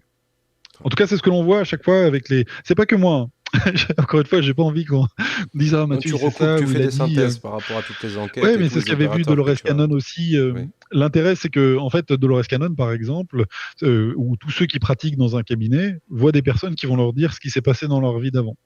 Et vu qu'ils ont des centaines de clients qui viennent les voir, ils vont voir des similitudes et une histoire se mettre à force d'en voir. Ouais. Voir ce qui s'est passé en Égypte, par exemple, voir ce qui s'est passé justement sur l'Atlantide, de voir pourquoi il y a eu cette chute, de ce qui se passait avant, justement, et vont commencer à comprendre, tiens, oui, effectivement, il y a une sorte d'histoire en plus, c'est des personnes qui se connaissent pas. Hein. Vous imaginez quand même moi, quand j'ai quelqu'un qui se présente en costard-cravate, qui me dit, bon, moi, je vais arrêter de fumer, point barre. Voilà, on va parler tout ce qui est les UFO, tout ce qui est les extraterrestres, voilà, non, c'est n'importe quoi, et puis qui repart en disant, voilà, moi je suis en Égypte, ils ont un crâne, il y a un être avec un crâne plus long là derrière, et puis en fait il est en corrélation, il fait l'intermédiaire avec un plan au-dessus avec un vaisseau, qu'est-ce qui se passe? Et moi je suis une espèce de scribe qui va dire après aux gens, voilà, il t'explique ce que nous on connaît dans nos enquêtes. Mais lui, il est en costard-cravate. Et son intention, c'était juste d'arrêter de fumer. Et donc là, c'est vraiment fantastique parce qu'on va pouvoir regrouper les informations et de voir comment tout ça peut se tisser. Encore une fois, il faut vraiment faire attention, et c'est mon côté un petit peu pragmatique, de faire attention à où est-ce qu'on va chercher les informations. De pas les prendre juste comme ça au premier venu, parce qu'il y a des êtres qui vont justement se jouer de ça. Ils vont nous attendre au tournant, vont venir se présenter comme des êtres lumineux, vous dire en fait, voilà ce qu'on a à vous dire, vous êtes justement enfermés, vous ne pourrez pas vous libérer, d'être dans des questions vraiment très noires et de peur. C'est ce qu'on voit souvent en fait. On a même fait une enquête justement où on a laissé toute cette partie-là, parce que d'habitude on le coupe, on leur dit bon allez partez. C'est ce genre d'enquête que tu supprimes par exemple? Alors, d'habitude, c'était au tout début, quand j'avais omis de donner sur quel plan on prenait les informations. D'accord, ok. Et, Ok, autant pour moi. et vu Mhm. qu'on n'avait pas et pour moi, ça me paraît très important de savoir qui donne l'information, quel être et quel est son intérêt. Et c'est vrai que si on se dit, on va voir Jésus, par exemple, ah bah des Jésus, il y en aura plein. Il y en aura des centaines. Et la plupart vont se faire passer pour Jésus. Comment on trouve le bon là-dedans? Et tu vas voir des faux Jésus qui vont avoir un intérêt de t'amener dans une direction, peu importe laquelle, mais qui vont et des fois qui sont très lumineux. Hein. C'est ça qui est paradoxal, c'est que ils vont te donner sur 10 réponses 9 qui sont parfaits. C'est exactement ce que l'on trouve, mais la dernière, elle va te laisser un petit goût amer dans la bouche, tu vois. Et c'est un peu ce qu'ils veulent justement, c'est la direction dans laquelle ils voulaient nous emmener à la fin. Ou alors de donner c'est là la réponse, elle est là, tu vois. Elle est, tu vois, on a cet espace là avec justement Jésus qui vous attend. Et c'est un espèce de vaisseau comme ça, génial. Et je donne un exemple. Hein. Non, mais c'est un bon exemple. Mais il vient, il est lumineux comme pas possible, il est même peut-être trop. Et voilà, ils vont vous dire, voilà, on a ces êtres là, donc quand vous décédez, vous allez absolument dans cet endroit-là. Et on vous attend, et puis on sera là pour vous aider, pour vous... allez, bien joué, en tout cas, c'est dur d'être sur Terre et tout ça, et c'est génial. Sauf que ce qu'on s'est rendu compte, ce qui est après coup, c'est que c'est des êtres qui ont la possibilité de se faire passer pour lumineux, et qui vont vraiment paraître super lumineux. Et en fait, derrière, il y a quelque chose mais on le sent quand même. C'est là où, si vous écoutez, à chaque fois, c'est le conseil que je peux vous donner, c'est ne m'écoutez pas sur parole. Si vous décédez, par exemple, écoutez votre cœur en permanence. Vous montez les vibrations dans votre cœur, il n'y a pas besoin de faire plus. Parce qu'à chaque fois, en fait, ils sont quand même intelligents et ils vont toujours rebondir sur ce que l'on sait, parce qu'ils ont la capacité de lire dans nos pensées et de savoir un peu de ce qu'on va vouloir voir justement une fois qu'on décède. Et si on est catholique, on va vouloir voir des petits anges, et ils seront là. Ils seront coucou, on vous attendait. Et puis et pour nous emmener essayer de nous avoir, voilà, c'est un peu comme un hall d'aéroport. On cherche un taxi et au lieu d'aller prendre la file des taxis qui est un peu plus loin, on va prendre les premiers taxis qui t'appellent. Oui, taxi, viens avec moi. Je vais te montrer. Je t'attendais. C'est l'hôtel qui m'amène. Donc, voilà. J'aimerais qu'on s'attarde un tout petit peu là sur ce que tu viens de nous apporter en termes de discernement. Je crois que c'est vraiment important de l'explorer un petit peu plus, justement, de pas tant écouter le mental ou les projections ou les représentations, mais d'aller écouter aussi au niveau du cœur et des ressentis qui me parlent. Est-ce que c'est vrai ou est-ce que c'est faux? Ça me semble vraiment important d'appuyer là-dessus. Parce que là, c'est mignon, tu nous dis, bon, alors si jamais vous mourrez un jour, bon, écoute ton cœur à ce moment. Ça risque de nous arriver. Hein. Ça risque de nous arriver. Et puis, on sent aussi tes expériences, justement, au sol. Dire, alors, du coup, je suis bien armée pour, à ce moment-là, je saurais faire le discernement. Je crois que c'est vraiment important de donner cette info aussi aux personnes, d'aller ressentir et de pas se faire avoir par des leurres cognitifs où on me dit ce que j'ai envie de dire, ou on m'a appris qu'en fait, ça, c'est les codes de la lumière. Du coup, ça, c'est la lumière. Non. Et d'aller vraiment chercher l'information, plus, tu l'as dit, hein, mais je voulais appuyer un petit peu dessus, plus au niveau du cœur et du ressenti, de se faire confiance à soi et non pas à ça c'est les codes de lumière, du coup c'est par là que je vais. Ben non. Exactement, ouais. Ou même les outils. Par exemple, parce que l'hypnose régressive est un outil, il ne faut pas être dépendant de celui-ci et toujours avoir son propre discernement à l'intérieur de cela. C'est pour ça que je mets ça sur toutes mes vidéos. À chaque fois, on n'a pas de vérité. On fait des expériences et en fonction de notre niveau de conscience, ça va évoluer. Parce que effectivement, les vidéos que j'ai pu mettre au tout début étaient beaucoup plus naïves et sans comprendre tout cela, parce que je commençais. Et puis voilà, on fouille là, on fouille là, on fouille là. Et après, ça c'est bien acquis, ça n'a plus lieu d'être. Et puis après, on grimpe comme ça tous les barreaux dans cette voilà, on avance et tout ça. Mais c'est vrai que si je pouvais avoir un conseil pour tout le monde, c'est pas forcément, j'ai pas à dire, il faut absolument faire ça ou autre chose. Chacun va sentir ce qui est bon pour lui, parce qu'on est tous différents. Il y en a qui vont adorer cet outil qu'est l'hypnose régressive, d'autres beaucoup moins. Ça peut être intéressant d'aller regarder quand même. Mais en tout cas, de se dire, il faut pas prendre les choses pour argent comptant et surtout pas les utiliser sans savoir ce qu'il y a derrière. Parce que des fois, je vois des personnes utiliser, par exemple, des rituels, clés en main, où il faut réciter des langues que l'on ne maîtrise pas. Mais qu'est-ce que ça va déployer derrière dans le subtil? Qu'est-ce que ça va amener comme énergie qui peuvent paraître bienveillantes? Et souvent, c'est le cas. Elles arrivent, elles vont venir t'aider. Ça va être le cas pendant 6 mois et après, ça va devenir un peu moins drôle. Et bah oui, mais en même temps, on commence à faire confiance à des êtres alors qu'on a tout en nous. Justement, on est notre propre guide finalement. Il n'y a pas besoin d'aller chercher à d'autres. Et même nos parties supérieures, même si Jésus se présentait devant nous, bah on n'a pas besoin de lui. Et c'est en général ce qu'ils nous disent. Hein. Quand les êtres vraiment lumineux, on a vraiment fouillé, ils disent bah écoute, je vais t'aider, mais sache que j'ai pas besoin de Enfin, la prochaine fois, tu te débrouilles tout seul. Je serai là si à chaque fois, mais j'ai pas envie d'être une béquille, parce que justement, à force d'appeler tout le temps des êtres de lumière ou des êtres, oui, mais ça crée une possibilité d'interférence. Parce que des êtres qui veulent interférer, justement, vont se positionner sur ce canal-là. Ils savent très bien que tu utilises tout le temps le même. Tu vas aller voir cet être-là en permanence. Du coup, ils vont se présenter, ils sont déjà prêts. Hein. Ils sont déjà tout parfaits. Ils sont rois du décor et ils vont t'attendre. Et toi, tu as l'habitude, donc tu vas pas te méfier. Et ils vont t'emmener progressivement dans une direction qui n'est pas forcément celle que tu cherchais. Alors Mathieu, je voulais savoir par rapport à l'hypnose régressive, est-ce que tu entrevois des liens, c'est la première chose qui m'est venue en tête, avec le remote viewing, ce qu'on appelle aussi la science de l'intuition? Oui, forcément, oui. Après, il faut savoir que c'est difficile d'aller chercher des informations dans la 3D. Pour expliquer, c'est comme si nous, on allait accéder à nos plans de conscience supérieurs. Donc, aller, en gros, comme si on allait avec notre partie éthérique ou alors notre partie supérieure. Et avec ces parties-là, on va commencer à observer justement le monde éthérique. Le remote viewing, c'est plutôt d'aller regarder des choses, alors dans les termes, mais aussi des fois dans le physique. Oui. Ouais, c'est ça. Ouais. Et le faire dans le physique, c'est comme si on allait, pour regarder dans le physique, dans la 3D, être obligé de monter à un plan plus haut pour après reprendre les informations sur un plan en dessous. C'est un peu difficile. C'est comme si, en gros, vous écoutiez la radio sur un plan FM et que vous passiez sur un plan de longue distance pour après reprendre un plan. C'est compliqué. Ça, on y arrive.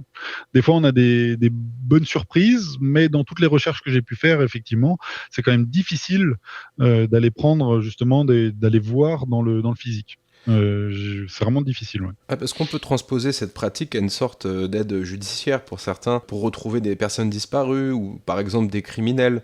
Il y a des cas classifiés, encore une fois, c'est pas officiel au point de vue des forces étatiques, notamment je pense à la CIA. Il y a des whistleblowers qui en ont parlé. Il y a des remote viewers qui sont engagés à un haut niveau pour ce genre de cas. Est-ce que vous arrivez à aller de ce côté-là? Alors, on pourrait, mais encore une fois, faut vraiment faire attention. Parce que moi, j'ai pas du tout envie d'aller dans le côté, justement, il faut faire vraiment attention de maîtriser son outil pour faire ce genre de choses et pas faire des fausses promesses à des personnes qui seraient dans une situation difficile. C'est aussi sûr. Enfin, c'est ça, quoi. Et quand je le disais, par exemple, avec les soins et qu'on est plus dans l'accompagnement, parce que des fois, on a des sessions où une personne nous a pas dit qu'elle a le cancer et nous, on le voit, on le décrit, ça m'est arrivé moi-même, où tu as une personne qui est en train de pleurer devant son écran, tu sais pas pourquoi, parce qu'on est en train de décrire une masse noire à un endroit très particulier et qu'on est en train de l'enlever. Et que, en fait, on est en train de dire, maintenant, il n'y a plus besoin, c'est bon. Et quel est le message de la partie supérieure? C'est attention aux produits chimiques. Quand à la fin, elle nous dit, là, si jamais tu diffuses ce genre d'informations. Voilà, exactement. C'est pour ça que après, tu es obligé de faire très attention avec la dame qui te dit, moi, je pleure parce que j'ai justement un cancer. Attention. Alors là, on a pris une information. Ça nous dit pas qu'il faut arrêter un traitement. Vous n'arrêtez un traitement que si votre médecin traitement vous dit de l'arrêter. Si jamais il y avait un changement mais absolument pas avec justement les informations qu'on pourrait donner. Et c'est pour ça que je fais très attention et que peut-être ce côté pragmatique aussi et essayer de vraiment pas sauter sur des conclusions peut-être play justement au travers de ma chaîne, c'est d'essayer de faire les choses sérieusement et professionnelles. Du coup, je vois bien qu'il y a une possibilité pour aller retrouver des personnes qui sont disparues et même malheureusement de les voir décéder, parce que ça marche assez bien sur des personnes qui sont décédées, de voir où est-ce qu'elles sont, sur quel plan, et du coup on arriverait à détecter qu'elles le soient ou pas et qu'elles puissent nous expliquer, mais c'est un ça me semble assez sensible et il y a quand même beaucoup de forces qui sont très à l'écoute de ce qu'on peut faire. Des fois, ça les embête profondément tout ce qu'on peut faire parce qu'ils disent voilà. Et j'arrive à le comprendre parce que j'ai été de ce cas-là, dans le mode c'est n'importe quoi. Tant qu'on n'a pas fait l'expérience, je peux le comprendre, mais de se dire attention, il faut pas non plus jouer avec ce genre de choses où ça amène, on n'est plus dans le développement personnel, où où on serait dans le placebo, on va dire, on pourrait se dire ça. Là, on serait vraiment dans aller perturber des personnes qui sont dans un état critique, et moi, j'ai pas trop envie voilà, d'aller sur ce terrain-là. C'est très délicat. En tout cas, Ouais. la chasse est ouverte, c'est sûr. Là, et je parle de la chasse aux sorcières.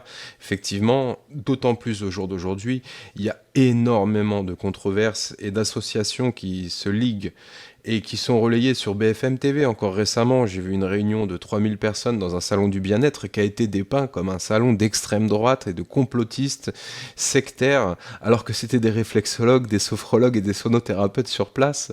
On a Thierry Casasnovas, encore une fois, qu'on aime à citer et qu'on soutient aussi au passage, qui est en pôle position au niveau de la Mivlude et qui se fait attaquer de toutes parts. Donc je comprends tes réticences et le fait de mettre un disclaimer, un avertissement à chaque fois. Alors il faut vraiment faire attention, c'est pour ça, parce que certains pourraient le prendre au pied de la lettre, ça peut leur parler tellement, qu'ils pourraient se dire, mais ça y est, effectivement, ça me parle tellement, c'est une évidence. Et en même temps, tout bazarder, se dire, allez hop, on y va.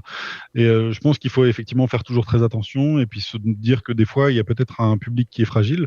En tout cas, quand je vois au niveau plus large, parce que ça existe aussi, il faut pas fermer les yeux, de personnes qui te disent, bah voilà, tu me donnes cette somme d'argent, et puis moi, je te fais revenir une personne qui est dans le coma, je te soigne d'un cancer, je te soigne aussi de ce genre de choses. Et c'est peut-être, non pas des personnes extérieures, mais peut-être à nous tous, de aussi pointer du doigt certaines personnes qui seront un peu borderline. En tout cas, nous, pour le collectif au sol, c'est aussi une gage de qualité, parce que on refuse, par exemple, les sessions pour des personnes qui n'ont pas fait la demande. Parce que des fois, on a une personne ça a tellement fonctionné pour eux qui demande, bah tiens, moi je veux pour mon mari. Ah oui. Ouais, mais si le mari se présente pas, fait pas la démarche lui-même, on refuse la session. Oui. On fait pas non plus pour des enfants. On fait pas ce genre de choses. Tout ce qui est justement médical, on fait pas de fausses promesses en disant qu'on va les soigner.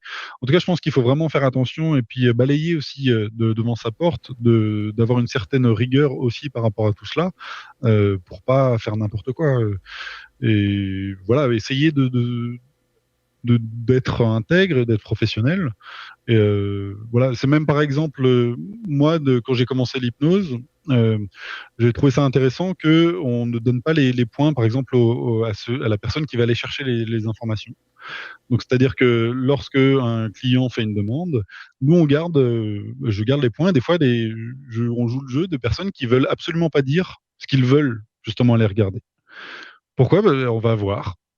Parce que même moi, je m'étais dit quand j'étais client moi-même, mais est-ce que finalement le télépathe, il va pas broder avec les informations qu'il a reçues? Alors, je voyais bien que ça dépassait ce cadre-là et que ça allait bien plus loin et que c'était pertinent, mais on pourrait toujours se demander. Et on a des personnes qui font justement l'expérience en disant, bah moi je vous donne rien, allez voir, et je vous donne rien. Et après, ils peuvent pas se dire, oui, mais peut-être ils ont brodé sur quelque chose. Là, les seules informations que pourrait potentiellement avoir un télépathe, c'est juste notre apparence physique, notre nom, prénom, et ça s'arrête là. Tamara, par rapport aux lectures d'âme, c'est exactement ce que tu fais aussi, quand tu veux pas d'informations en amont. Oui, effectivement, moi je demande, voire même j'exige d'avoir aucune information pour être la plus neutre possible avant de procéder à la lecture, parce que sinon je sais qu'il va y avoir de la projection, de l'inconscient, du mental qui va venir décrypter, donc oui, on part sur une page blanche. J'avais une question pour toi par rapport justement à cette notion de discernement. En hypnose, on parle d'induction sur le plan individuel. Est-ce qu'il peut y avoir une notion d'induction collective ? Ouais, bonne question. Et du coup, dans ces différentes sessions, tu l'as capté là l'idée, est-ce qu'il peut y avoir justement cette notion d'induction collective où inconsciemment, je vais aller me brancher sur une information, des égrégores, sur une information. Comment est-ce que tu t'y prends du coup pour discerner là-dedans ? dans ces nuages Alors là, d'infos? il y a 2 questions effectivement. Oui. C'est la première sur l'induction, mais celle d'avant, c'était effectivement sur, bon, il y a les égrégores, l'induction. Alors je vais essayer de pas oublier la deuxième. Tu me la rappelleras s'il faut. Pour les inductions, là, ça va devenir un peu comme dans la formation que je propose effectivement, où justement on explique, qu'est-ce qu'une induction, mais aussi qu'est-ce que sont ces états modifiés de conscience. On a souvent une personne qui va vous dire: «Ah mais moi je pars pas en hypnose, ça marche pas sur moi», et en fait, elle se trompe. Alors pas tout à fait, mais en fait, on part tous en état modifié de conscience et on le fait même régulièrement dans la journée. C'est-à-dire que ça nous est tous arrivé, par exemple, de lire un livre et pendant qu'on lit le livre, on est dans nos pensées. Donc là, ah oui, faut pas que j'oublie d'aller faire les courses et pourtant on est en train de lire, hein. On entend à la fois le texte que l'on est en train de lire et en même temps on est ailleurs. Et là, c'est déjà un état modifié de conscience. Après, il y a les états où on part un peu plus, où par exemple on regarde la télé et du coup, on s'est pas rendu compte que pendant 10 minutes, on était ailleurs. On était parti complètement ailleurs. Donc ça veut dire si on est capable de faire ça, on arrive déjà à des états modifiés. Ce qui va nous intéresser, nous, en hypnose, c'est d'aller encore plus loin, jusque, par exemple, alors on va pas aller toujours dans la transe hypnotique, mais en tout cas d'aller dans un état un peu second, justement, pour aller prendre des informations sur autre chose et de s'oublier complètement. Faut savoir que si on est, par exemple, c'est la première fois et qu'on va dans un cabinet pour faire ce genre d'expérience, des fois les personnes n'ont absolument aucune mémoire de ce qui s'est passé dans le cabinet. Aucune. Ils se souviennent de rien. Du coup, c'est pour ça qu'on enregistre aussi les personnes pour qu'elles puissent les réécouter derrière, parce elles étaient plus là. Elles sont comme endormies et on est passé à un autre plan d'elles-mêmes qui va donner des réponses, une autre personnalité. Donc c'est tout à fait intéressant. La deuxième, c'était justement sur les égrégores. Et effectivement, les égrégores, en fait, il y en a plein partout. C'est-à-dire que nous sommes, nous les humains incarnés sur Terre, des machines à produire de l'énergie. On projette une quantité incroyable d'idées dans l'air. Donc tout ce que l'on produit là, en ce moment, part dans les airs. Et vu que toutes ces idées s'attirent les unes aux autres, vont commencer à se regrouper. Et ainsi de suite. Et là, ça va faire des espèces d'amas d'énergie sur le même sujet. Imaginons, il y a eu les retraites, il y avait beaucoup de manifestations. Chaque personne qui est mécontente de ce système va justement les projeter comme ça dans l'air, et elles vont s'attirer les unes les autres, et va devenir une espèce d'énorme nuage de toutes ces idées de mécontentement qui seront dedans. Et à force de devenir énorme, ce nuage va commencer à avoir une espèce de conscience qui va se mettre à l'intérieur, forme de pensée, mais vraiment de presque réflexion. Et à chaque fois qu'une personne va penser au mode des retraites, et va comme se brancher justement à cette conscience-là, et peut être orientée par cette conscience qui s'est créée. C'est comme ça que ça fonctionne. Alors si on prend conscience de cela, on se dit mais attends, moi j'ai pas envie de distribuer toute cette énergie comme ça que j'envoie un peu partout, et plutôt la garder pour moi. Et au contraire, peut-être devenir créateur de mon environnement et de mettre des choses plutôt lumineuses, bienveillantes autour de moi, et de projeter plutôt des choses positives, d'être justement dans des bulles un peu comme ça d'idées qui... Tes opérateurs sont hermétiques à ces formes pensées? Non, alors bon, déjà c'est pas mes opérateurs, chacun effectivement travaille conjointement, mais effectivement eux, ils savent tous aussi, on le voit tous, ce genre de pensée. Alors après, il faut pas rentrer non plus dans des choses un petit peu de New Age, dans finalement on va produire directement ce que l'on émet devant soi. Ça fonctionne sans fonctionner, on est quand même dans une confrontation des idées, dans la matière justement de toutes ces personnes qui veulent différentes choses, mais ça met quand même un environnement propice, ce qu'on appellerait la loi d'attraction, même si je la trouve un petit peu trop, on va dire qu'elle est influente, mais peut-être à 10%. C'est-à-dire que effectivement, de se mettre cette énergie tout autour, de voir que positivement un peu les choses, effectivement, on va rendre encore plus propice certaines choses, mais vont pas réussir à se matérialiser concrètement. Si on était sur un plan beaucoup plus élevé, comme sur l'Atlantide, là, effectivement, nos pensées se matérialisent beaucoup plus. Alors peut-être 40% au lieu de 10%, et ainsi de suite, jusqu'à arriver dans des plans où là, tu penses à quelque chose, ça se crée. Tu penses, je sais pas, à un chien, paf, il y a un chien qui commence à se créer devant toi. Et bon, voilà. Là, je sors du sujet.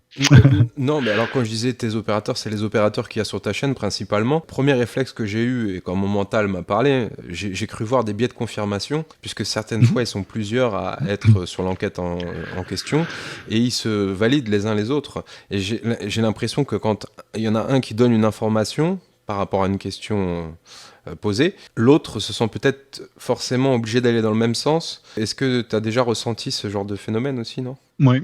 Alors là, tu parles des télépathes et pas des opérateurs. Les opérateurs sont plutôt les praticiens en hypnose. Les télépathes, effectivement, lorsqu'ils obtiennent des informations, soit ils voient à peu près la même chose, du coup, ça effectivement, ça concorde. Soit il y a quelque chose d'autre qui peut arriver, qui peut ne pas être une bonne chose. C'est ce qu'on appelle la co-création, c'est-à-dire que finalement, si quelqu'un voit un crocodile et de l'autre côté il voit un lapin, à force de parler du crocodile et du lapin, à la fin, ils vont voir une sorte de chimère qui sera mi-crocodile, mi-lapin. D'accord. Et ça nous est arrivé des fois d'arriver dans un non-sens où là, ah mince, là on est en train de faire une co-création parce que justement ça n'a plus aucun sens. Finalement, toutes les informations que tu as sur le côté viennent rentrer en conflit avec les tiennes. Bon voilà. Donc en fait, on a une gymnastique, on s'habitue à force à rester bien dans son sujet et c'est pas si simple au tout début, mais une fois qu'on a conscience que le fait que les autres vont voir autre chose, ça peut influencer sur nous, et d'apprendre à justement bien rester. Moi, quand je suis télépathe, j'enlève par exemple une partie de mon casque quand les autres ne voient pas la même chose pour les laisser eux de leur côté et continuer sur ma direction à moi et pas être influencé. Autrement, oui, on va avoir tendance à aller vouloir regarder ce que voient les autres et d'être influencé justement. Mais souvent, ils voient à peu près la même chose, effectivement, où ça va se valider, où ils vont pas dire de la même manière, mais ils sont ils perçoivent le même contexte. Donc voilà, c'est tout à fait intéressant. Ouais. Alors, tu es auteur d'un ouvrage intitulé « Explorer vos vies antérieures, hypnose régressive pour mieux vivre », paru en 2021 aux éditions Le Duc. Est-ce que tu peux nous parler brièvement de cet ouvrage ? Oui, tout à fait. C'est effectivement un regroupement de... C'est un peu expliqué justement qu'est-ce qu'il en est de toutes ces vies intérieures. On a un petit peu parlé, mais on y va plus profondément, vraiment plus détaillé justement avec des exemples, par exemple, de ces clients qui ont fait des expériences et comment ça a pu changer aussi leur quotidien. On va aller voir comment ça. Il y a vraiment plein d'exemples différents qui sont assez intéressants. J'ai eu la chance de pouvoir l'écrire justement aux éditions Le Duc et ça a été une vraiment belle collaboration avec eux. Je suis assez fier du résultat. Je trouve que c'est assez bon et les retours sont très bons des personnes qui effectivement l'ont lu. Ça leur a permis surtout quand on découvre l'hypnose, de se dire mais attends, on a une vie avant la vie. Il y a des entrevies. Et qu'est-ce qui se passe? Donc, effectivement, ça peut être une bonne approche, justement, si vous avez ce genre de questionnement, de se dire, voilà, qu'est-ce qu'il en est?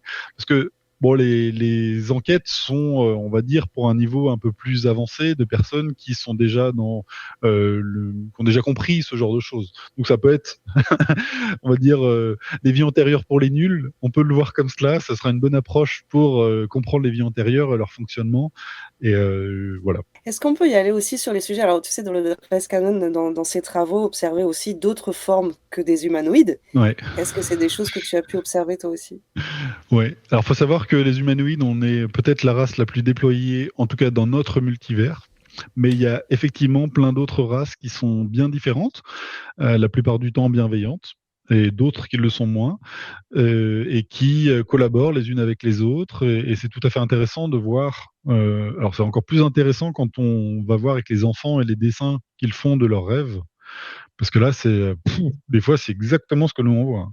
Des espèces par exemple, des êtres comme des mantes religieuses avec des pattes qui reviennent comme ça, ouais, c'est assez intéressant.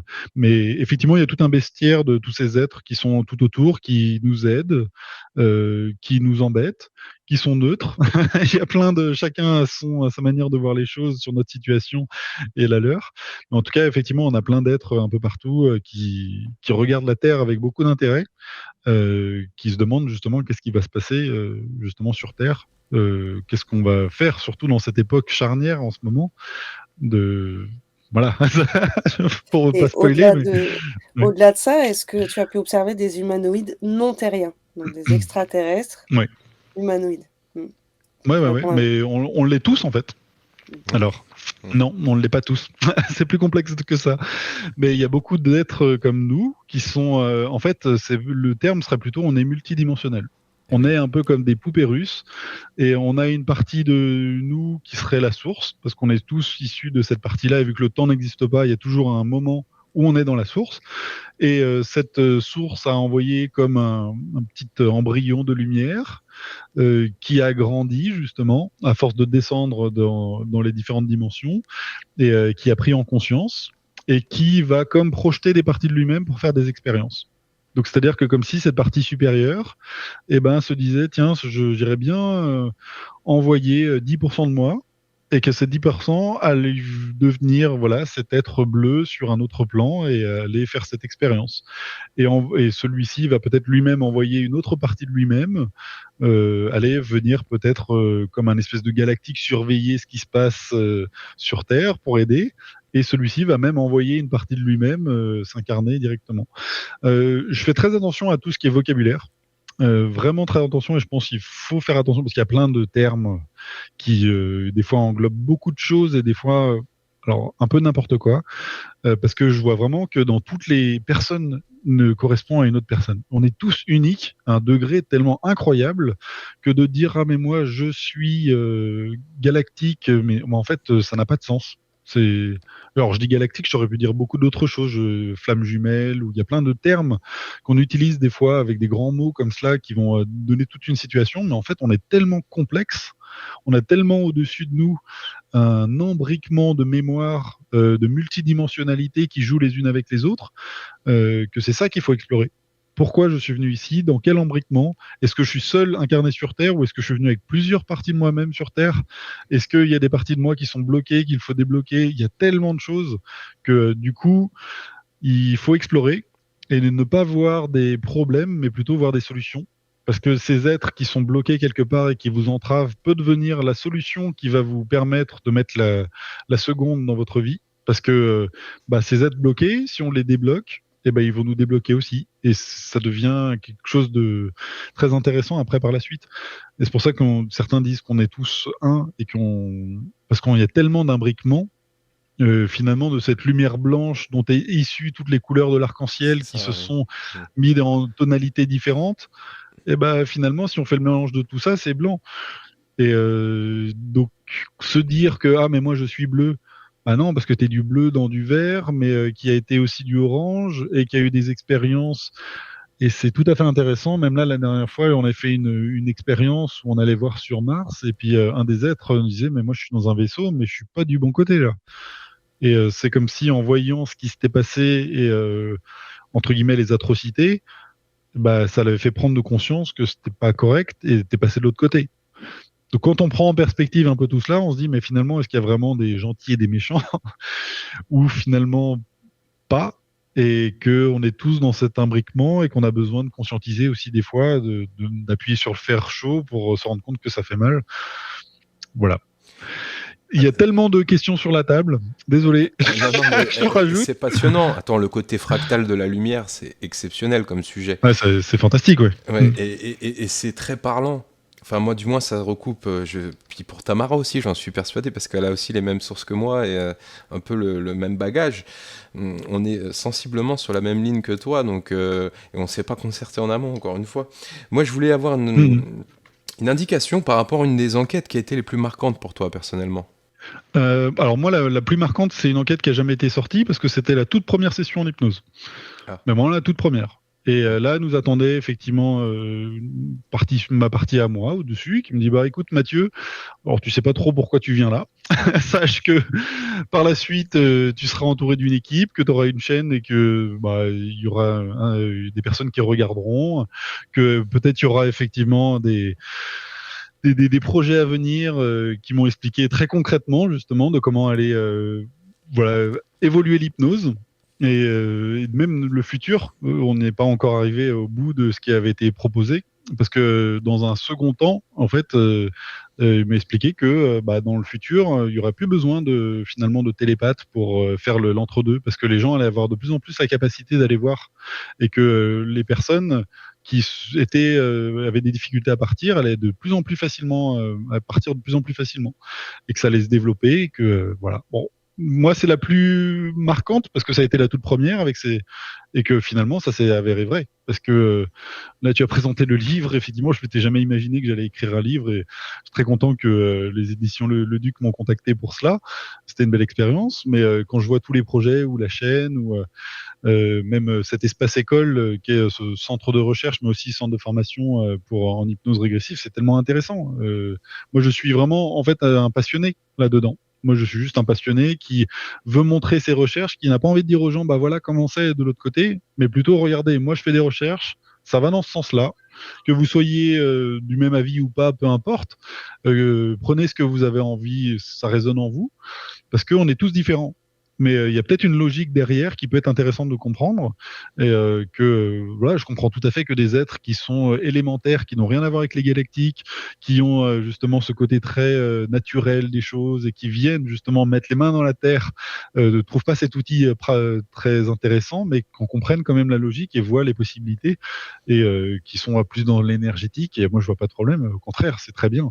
Je trouve qu'il en faut pour tous les goûts, et que chacun, c'est d'ailleurs ce que je dis souvent, c'est que si on apprend l'outil de l'hypnose régressive, en fait, même moi, je donne pas un protocole à appliquer à la lettre, mais plutôt d'expliquer, voilà, qu'est-ce qui fait le fait que vous êtes unique, toutes vos capacités à vous, et que vous allez pouvoir utiliser cet outil pour les déployer au maximum.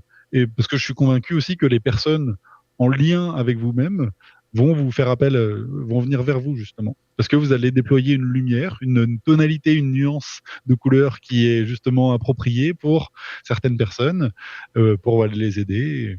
Donc voilà. Donc, j'essaie juste de rendre les gens acteurs comme j'ai pu l'être. Et grâce à l'hypnose régressive, c'est vraiment ça que j'adore, moi, c'est qu'on est acteur.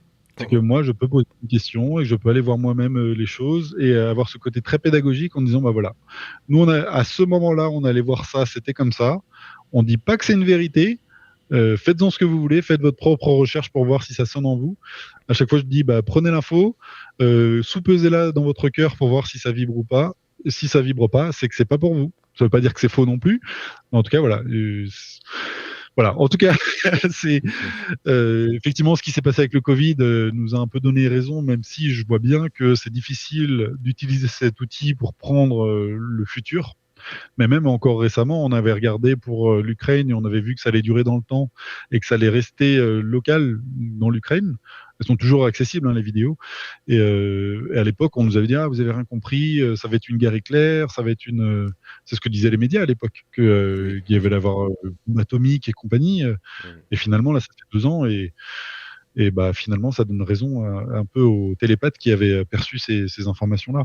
Encore une fois, je vois bien que c'est pas un outil fiable non plus pour la prise d'informations sur le futur, parce qu'on voit qu'il y a plein de lignes de temps et que ça évolue en permanence. Du coup, même si quelque chose est donné maintenant, ça peut changer. Ça peut prendre beaucoup plus de temps que prévu. Et puis, voilà. On peut donner des tendances. Voilà, je préfère le donner comme ça. On peut donner des tendances sur ce qui pourrait arriver. Tu mets de côté l'aspect prédictif, tu essaies de rester à distance du bûcher. Ouais, je comprends. Je suis un peu, peut-être trop justement sur la réserve, en disant voilà, mais j'ai envie aussi de garder ce côté, je sais pas si le mot professionnel est bon, mais en tout cas de faire attention et d'être responsable par rapport aux informations qu'on peut donner à tous. Parce que j'ai pu voir moi-même quand j'étais en quête de vérité, justement, de tomber sur des chaînes qui disaient ah c'est comme ça, c'est pas autrement, et d'être dans une espèce de peur de l'information qui avait été donnée. Et à chaque fois en moi, ça me disait mais si c'est quelque chose de lumineux, pourquoi tu as de la peur maintenant? Pourquoi? Parce que des fois on a ça. Hein. Certains vont prévoient l'apocalypse, il y aura quelques survivants et puis ça arrive bientôt et t'es là, oh non. Donc il faut absolument suivre le. Non, bah pourquoi ça déclenche de la peur? Pourquoi ça déclenche en moi quelque chose qui, si c'est un message lumineux, il n'y a pas lieu d'être. Ouais. Bon, c'est mon point de vue. Hein. Est-ce que la pratique de l'auto-hypnose, une sorte d'indépendance par rapport à ce que tu fais, est possible pour le kidam, hein, pour l'être humain lambda? Oui, c'est possible, mais méfiez-vous quand même des inductions qui peuvent être données, des endroits où on peut vous emmener. Et c'est pour ça que même nous, parce que quand je le fais, on fait des fois des auto-hypnoses, et je vois que je me fais trimballer aussi par soit une belle lumière qui passe. Il faut savoir qu'on n'a pas du tout les mêmes. C'est un peu difficile à contrôler, mais une fois qu'on est de l'autre côté, les questions humaines n'ont aucun intérêt. Donc c'est-à-dire que des fois, on se dit en auto-hypnose, je vais aller regarder, par exemple, si je vais toujours avoir mon travail l'année prochaine. Et voilà, ma voiture rouge que j'ai commandée, qui est en rupture de stock. Ouais. Et quand vous allez de l'autre côté, vous êtes là, vous êtes dans un état second, et en fait, votre question n'a aucun intérêt, mais d'un point de vue tellement abyssal de non-intérêt, qu'une lumière, petite luciole qui passe comme ça et qui est magnifique, a plus d'intérêt que votre question. Et ça m'est arrivé de passer des heures à communiquer avec une petite luciole, alors que j'étais parti avec une question bien précise et que j'avais pas la réponse. Donc je pense que c'est pour ça aussi que nous on a besoin toujours effectivement d'un praticien en hypnose, d'un opérateur comme on l'appelle, qui puisse aussi faire revenir. Attends, reviens là parce que là tu t'égares dans le sujet. C'est pas ce qu'on avait demandé à la base. Et quand on a soit une enquête, on a quand même envie d'avoir des réponses au sujet en question, ou alors d'avoir un client qui est en face de nous et qui a une problématique, de savoir pourquoi il y a ça dans sa vie. Il faut des fois avoir quelqu'un qui te fait revenir, qui dit attends, mets tout ça de loin, là, nous on veut vraiment savoir ça. Et il y a du coup une gymnastique qui s'opère avec le télépathe et avec aussi l'opérateur, parce que même des fois des questions n'ont aucun sens de l'autre côté. On demande par exemple quelle est ta mission de vie, ça n'a pas de sens. C'est à chaque fois vibre, sois heureux. Ouais, mais t'es gentil, sois heureux. Qu'est-ce que je fais quand Voilà. Alors qu'est-ce que je peux faire plus pragmatique, dans mon concret Alors oui, bon, alors et puis on va avoir des messages qui seront un peu plus terre à terre et justement de pouvoir trouver la bonne ascenseur, un bon niveau pour prendre les informations. Parce que si on est trop haut, tout est parfait. Parce que de toute façon, on va vers quelque chose de lumineux. Ouais, mais on y va dans combien? Ça peut être l'année prochaine, mais ça peut aussi être dans 4000 ans. Mais on y va, t'inquiète, c'est bon. 4000 ans, je serai plus là. Mathieu Monade, le grand boom des enquêtes sous hypnose, nous avons la chance tous ensemble de le recevoir aujourd'hui pour cette interview et pour en savoir plus, parce que c'est pas monnaie courante de te voir comme ça en aparté pour parler de ce que tu fais. On a vraiment la joie et l'immense honneur de te recevoir. Alors Tamara, peut-être éventuellement si tu avais une dernière question avant qu'on passe à la revue des enquêtes qui m'ont le plus marqué et que je voudrais entrevoir avec toi avant de finir cette émission. Allons sur les enquêtes les plus marquantes. Alors, les 144 000, je sais que tu as fait une enquête dessus. On va pas te demander de digresser à l'infini, sinon cette émission durerait encore une fois 4 ou 5 heures. Mais oui, les 144 000, quid? Ouais, ça... Alors, encore une fois, je suis pas là pour dire si c'est vrai ou pas, mais quand on pose la question, ça n'a pas de sens. C'est... Pourquoi ce chiffre? Pourquoi cela? Pourquoi... nous regarde un petit peu en mode mais d'où ça sort. Et c'est vrai que c'est peut-être quelque chose qu'on a peut-être trop fantasmé et sur lequel on donne peut-être trop d'énergie là-dessus. Moi, ce qui m'embête le plus, c'est juste à titre personnel, c'est que ça va de ce que j'en comprends de l'autre côté, c'est qu'en fait on est tous lumineux, on est tous acteurs dedans. On ne le sait pas forcément encore, et certains sont peut-être bien ancrés encore dans la matière avec plein de justement de mémoire limitantes. Mais quand on parle avec des êtres lumineux qui aident justement, ils n'ont pas la volonté de garder juste un tout petit ratio de la population, d'en sauver certains, et que ceux qui n'ont pas compris, ils seront mis de côté, ou alors des fois, comme on revient avec certaines choses sur l'apocalypse qui va arriver, et que certains qui auront compris, qui seront initiés, seront sauvés. C'est pas l'objectif. D'après ce que je comprends, c'est plutôt que chacun ait la possibilité de se réveiller et qu'on ait en notre âme et conscience la possibilité. On aura tous la possibilité de s'éveiller, de faire des choix, effectivement, de se dire voilà, est-ce que j'ai envie de suivre ces nouvelles énergies qui sont là, ou alors j'ai envie de rester dans ce que j'ai peut-être le côté matériel des choses, et il y aura une sorte de scission à un moment, mais ce sera pas pour séparer les gentils des mauvais en fait. C'est ceux qui ont été les bons et les méchants. Et ce qui peut m'embêter dans souvent le fantasme de ce 144 000, c'est un peu ce côté-là. Moi, je fais partie, parce que j'ai déjà eu des personnes comme ça qui me disent moi, je fais partie des 144 000. 144 000. Voilà, ouais. Et en fait, quand on parle au-dessus, il n'y a pas. En fait, tout le monde est au même niveau. Ouais. On est tous au sol, en fait, cette verticalité, de horizontalité, de dire voilà, on est tous au même niveau. Et comme j'expliquais, il n'y a pas une personne au-dessus qui a le savoir et qui va enseigner aux autres. Il y a plutôt à chaque niveau différent. Certains sont incarnés, et moi, j'aimerais pas être à leur place, comme j'ai expliqué, d'aller dans des familles désastreuses au possible où vous aurez été malmenés, et pour aller justement de l'intérieur nettoyer tout le transgénérationnel. C'est lourd, hein. Et en fait, ce qui est intéressant, c'est de voir plutôt qu'il y a des êtres qui arrivent à gérer ça. Et en fonction de là où on vient, on voit que certains êtres ont des capacités qui sont différentes les unes des autres.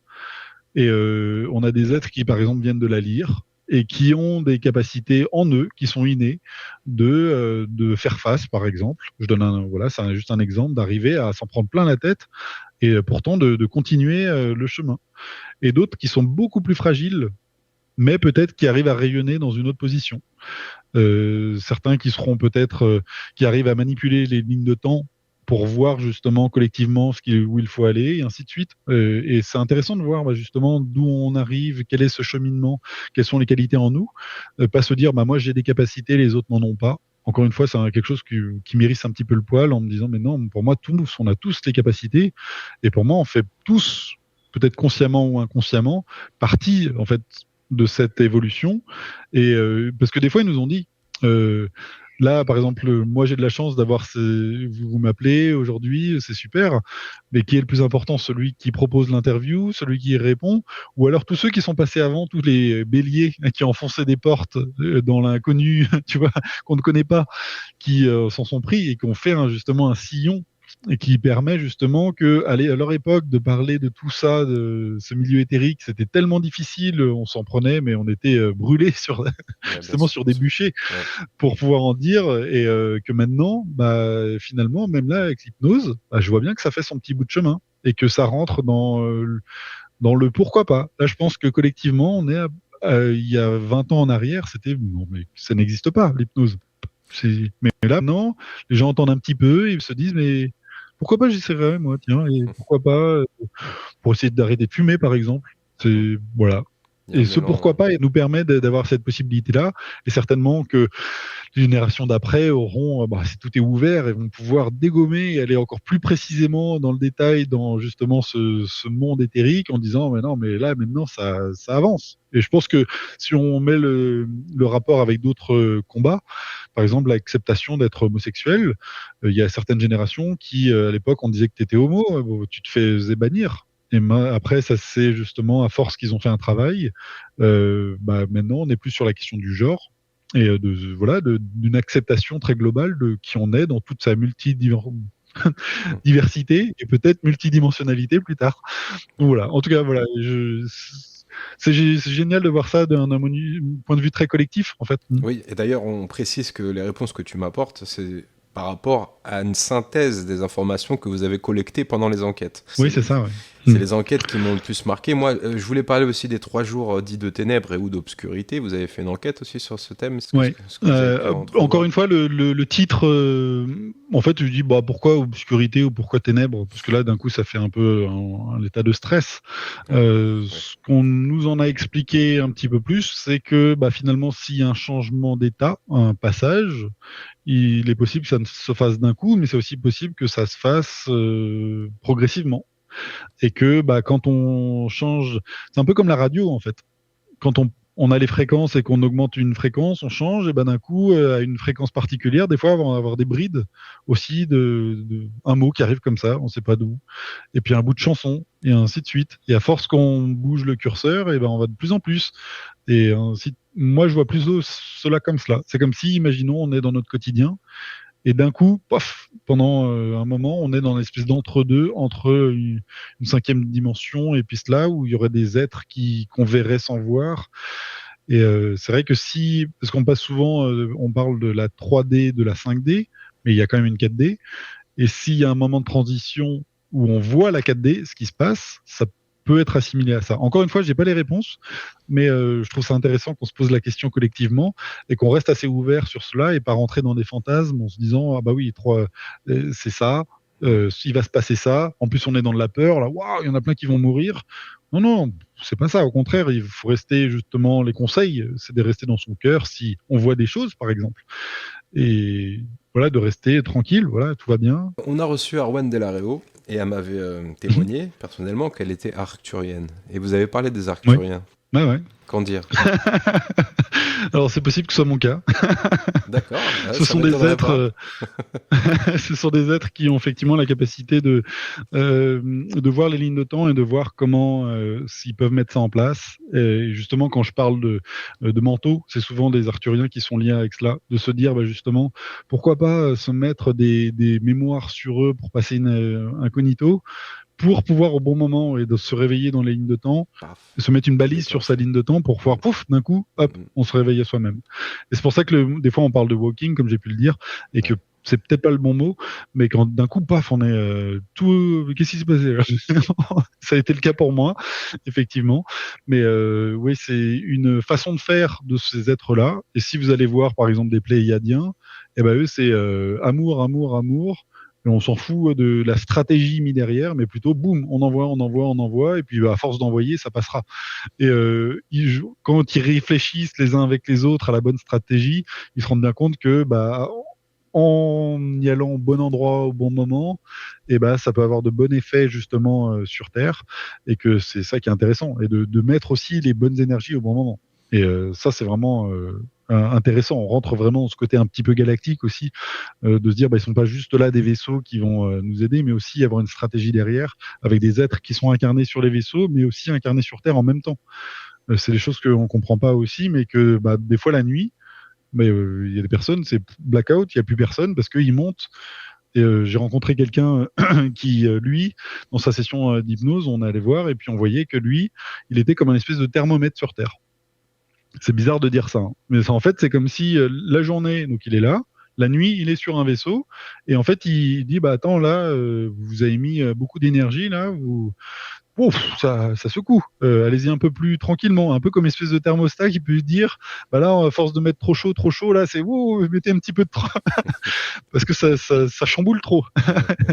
Comme si justement on avait chacun une espèce de rôle, une espèce d'ingénieur qui venait sur Terre, sur le terrain, et se dire voilà, moi je travaille là-dessus, je fais un rapport avec les plantes, comment elles évoluent, comment évoluent les animaux par rapport à tout cela, et que au-dessus ils avaient aussi la capacité de rajouter des énergies pour augmenter les fréquences, mais aussi des fois de les ralentir, parce que ça peut, si ça passe trop d'un coup, finalement, on disparaît tous. On est dissous, on brûle sur place parce que c'est trop violent.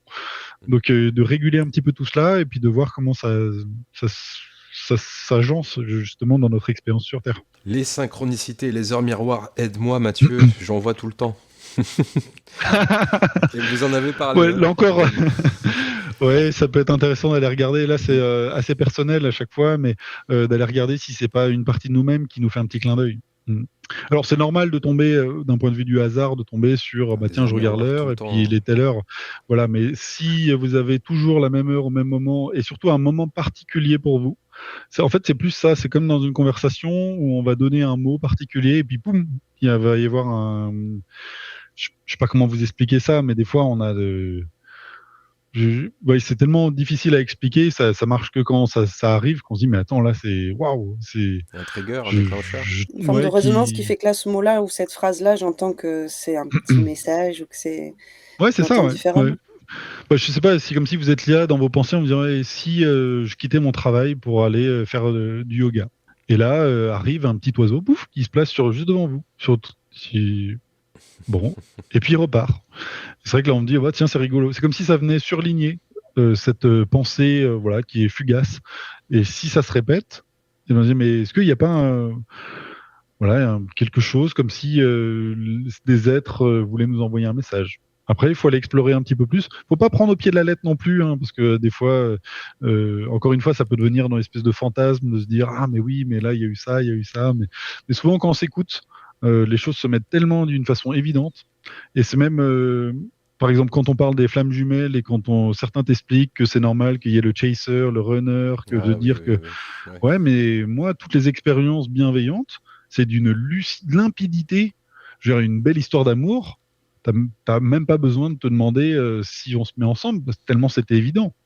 On n'a pas besoin de se dire oui, mais si je fais ça, ça va le faire revenir, ça va le. Je veux dire, normalement, l'amour, c'est une évidence absolue.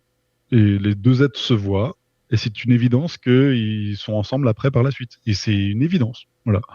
Si on commence à fantasmer sur peut-être il y a ça et que là on rentre dans du mental, est-ce que, je suis pas en train de dire que c'est bien ou c'est pas bien, mais est-ce que justement on n'est pas là en train de fantasmer sur des choses qui n'ont pas lieu d'être? Voilà. Encore une fois, je suis pas en train de dire ce qu'il en est. Chacun va regarder pour soi-même en quoi, si ça lui parle ou pas. Alors, vous avez fait aussi également des vidéos sur des enquêtes sur la vie après la mort. On en a parlé, donc on va pas forcément le réaborder. La 5e vague de volontaires aussi avec Dolores Cannon. On en a parlé aussi en amont. Et il y aurait tellement de sujets qu'on voudrait aborder qu'on va t'épargner la liste exhaustive. En revanche, moi j'en ai fait des milliers.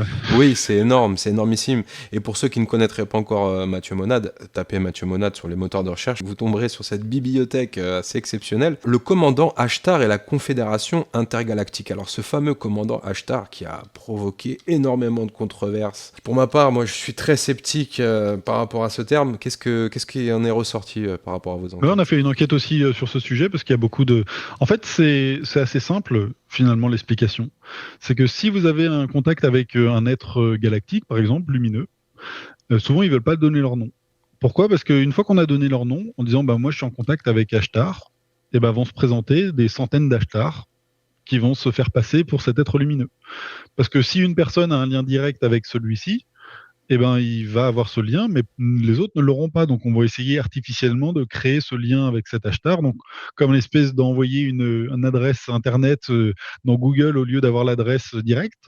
Donc, de faire un copier-coller directement dans le moteur de recherche. Ils vont taper Ashtar et ils vont tomber sur plein de sites un peu parasites. Là, c'est pareil. C'est-à-dire qu'on va avoir des faux Ashtar qui vont arriver en pagaille et qui vont se dire moi là, je suis un Ashtar, je suis lumineux et ainsi de suite. Donc, ça veut dire que nous, dans notre enquête, on a vu qu'il existe.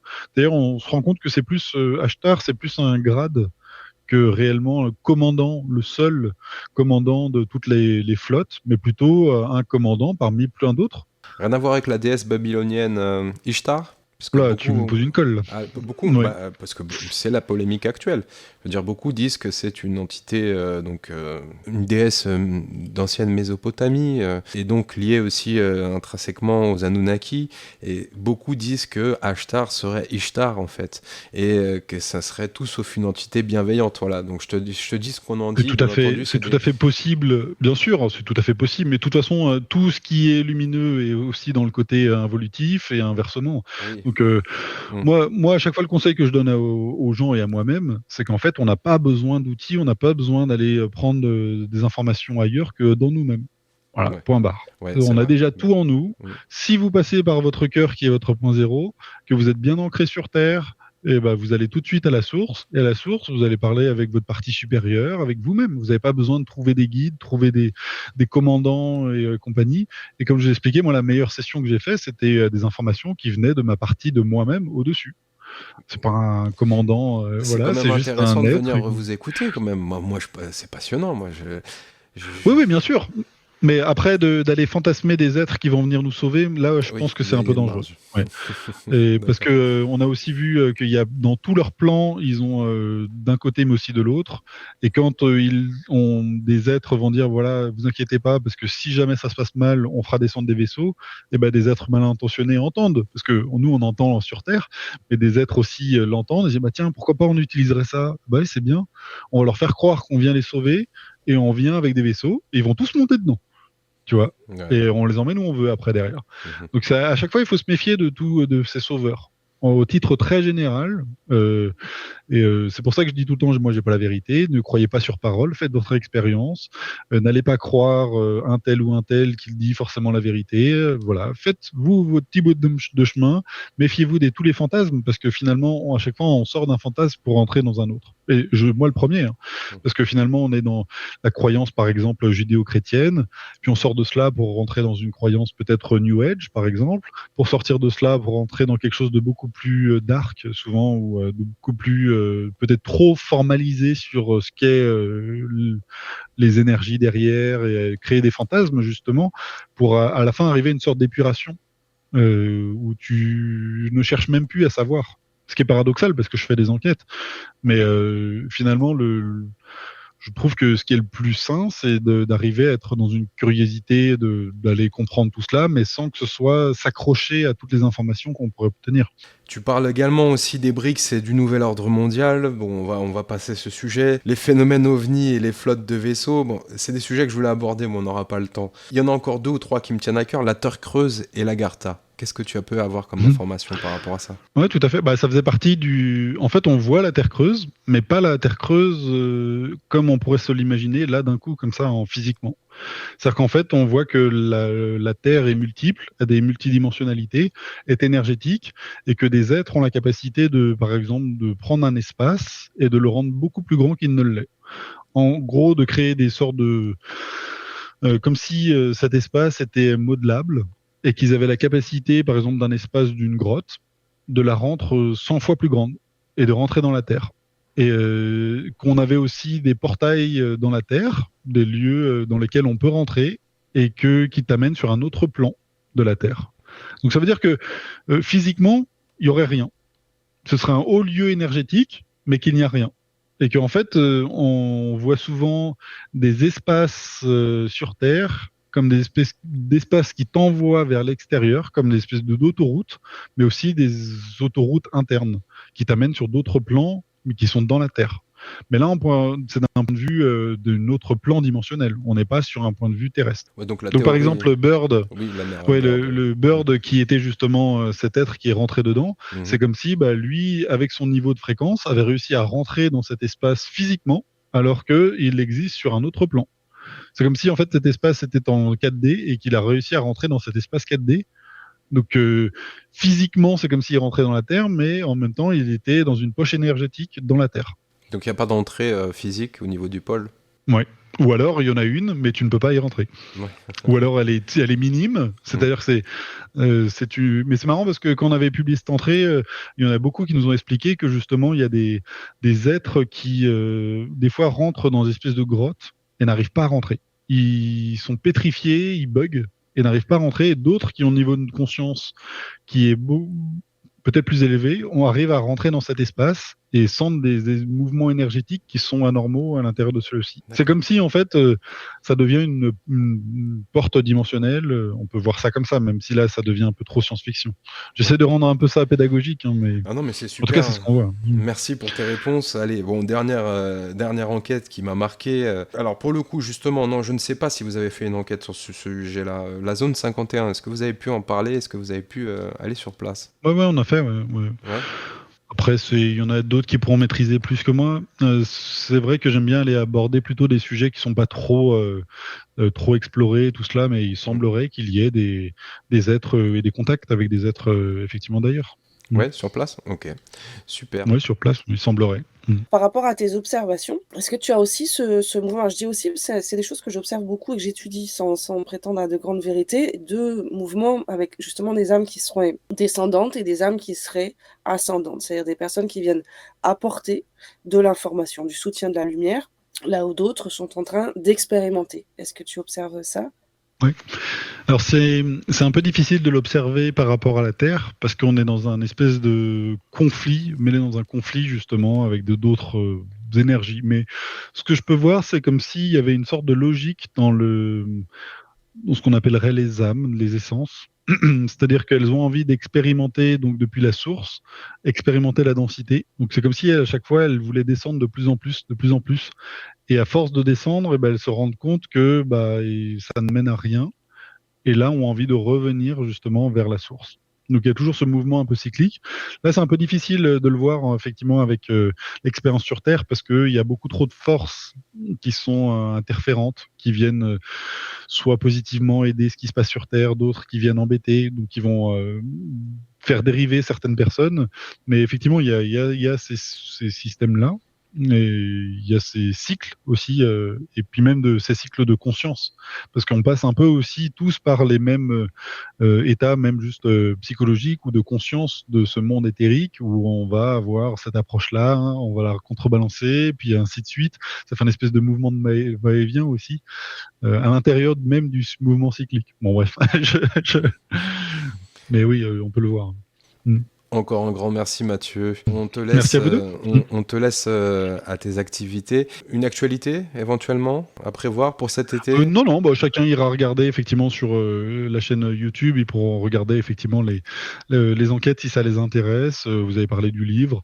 Et s'ils veulent découvrir, on fait des ateliers justement pour tester l'hypnose, pour voir si ça leur plaît, de faire l'expérience soi-même. À chaque fois, moi j'aime bien ça, justement mettre les personnes dans les situations d'aller justement devenir acteurs de tout cela. Et donc, il y a possibilité avec le collectif de faire soit une session client pour voir ce que ça donne, d'après de devenir acteur en étant dans un atelier de télépathie ou opérateur, et après de se former éventuellement, tout est possible.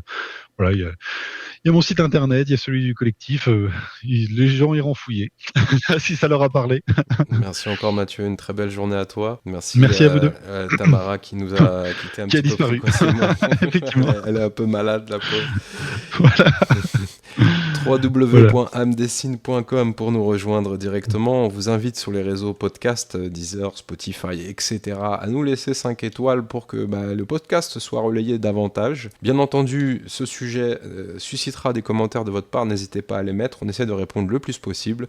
On vous souhaite à toutes et à tous une très belle journée, une très belle soirée. Tout dépend au moment auquel vous nous écoutez. Ciao, ciao, bye.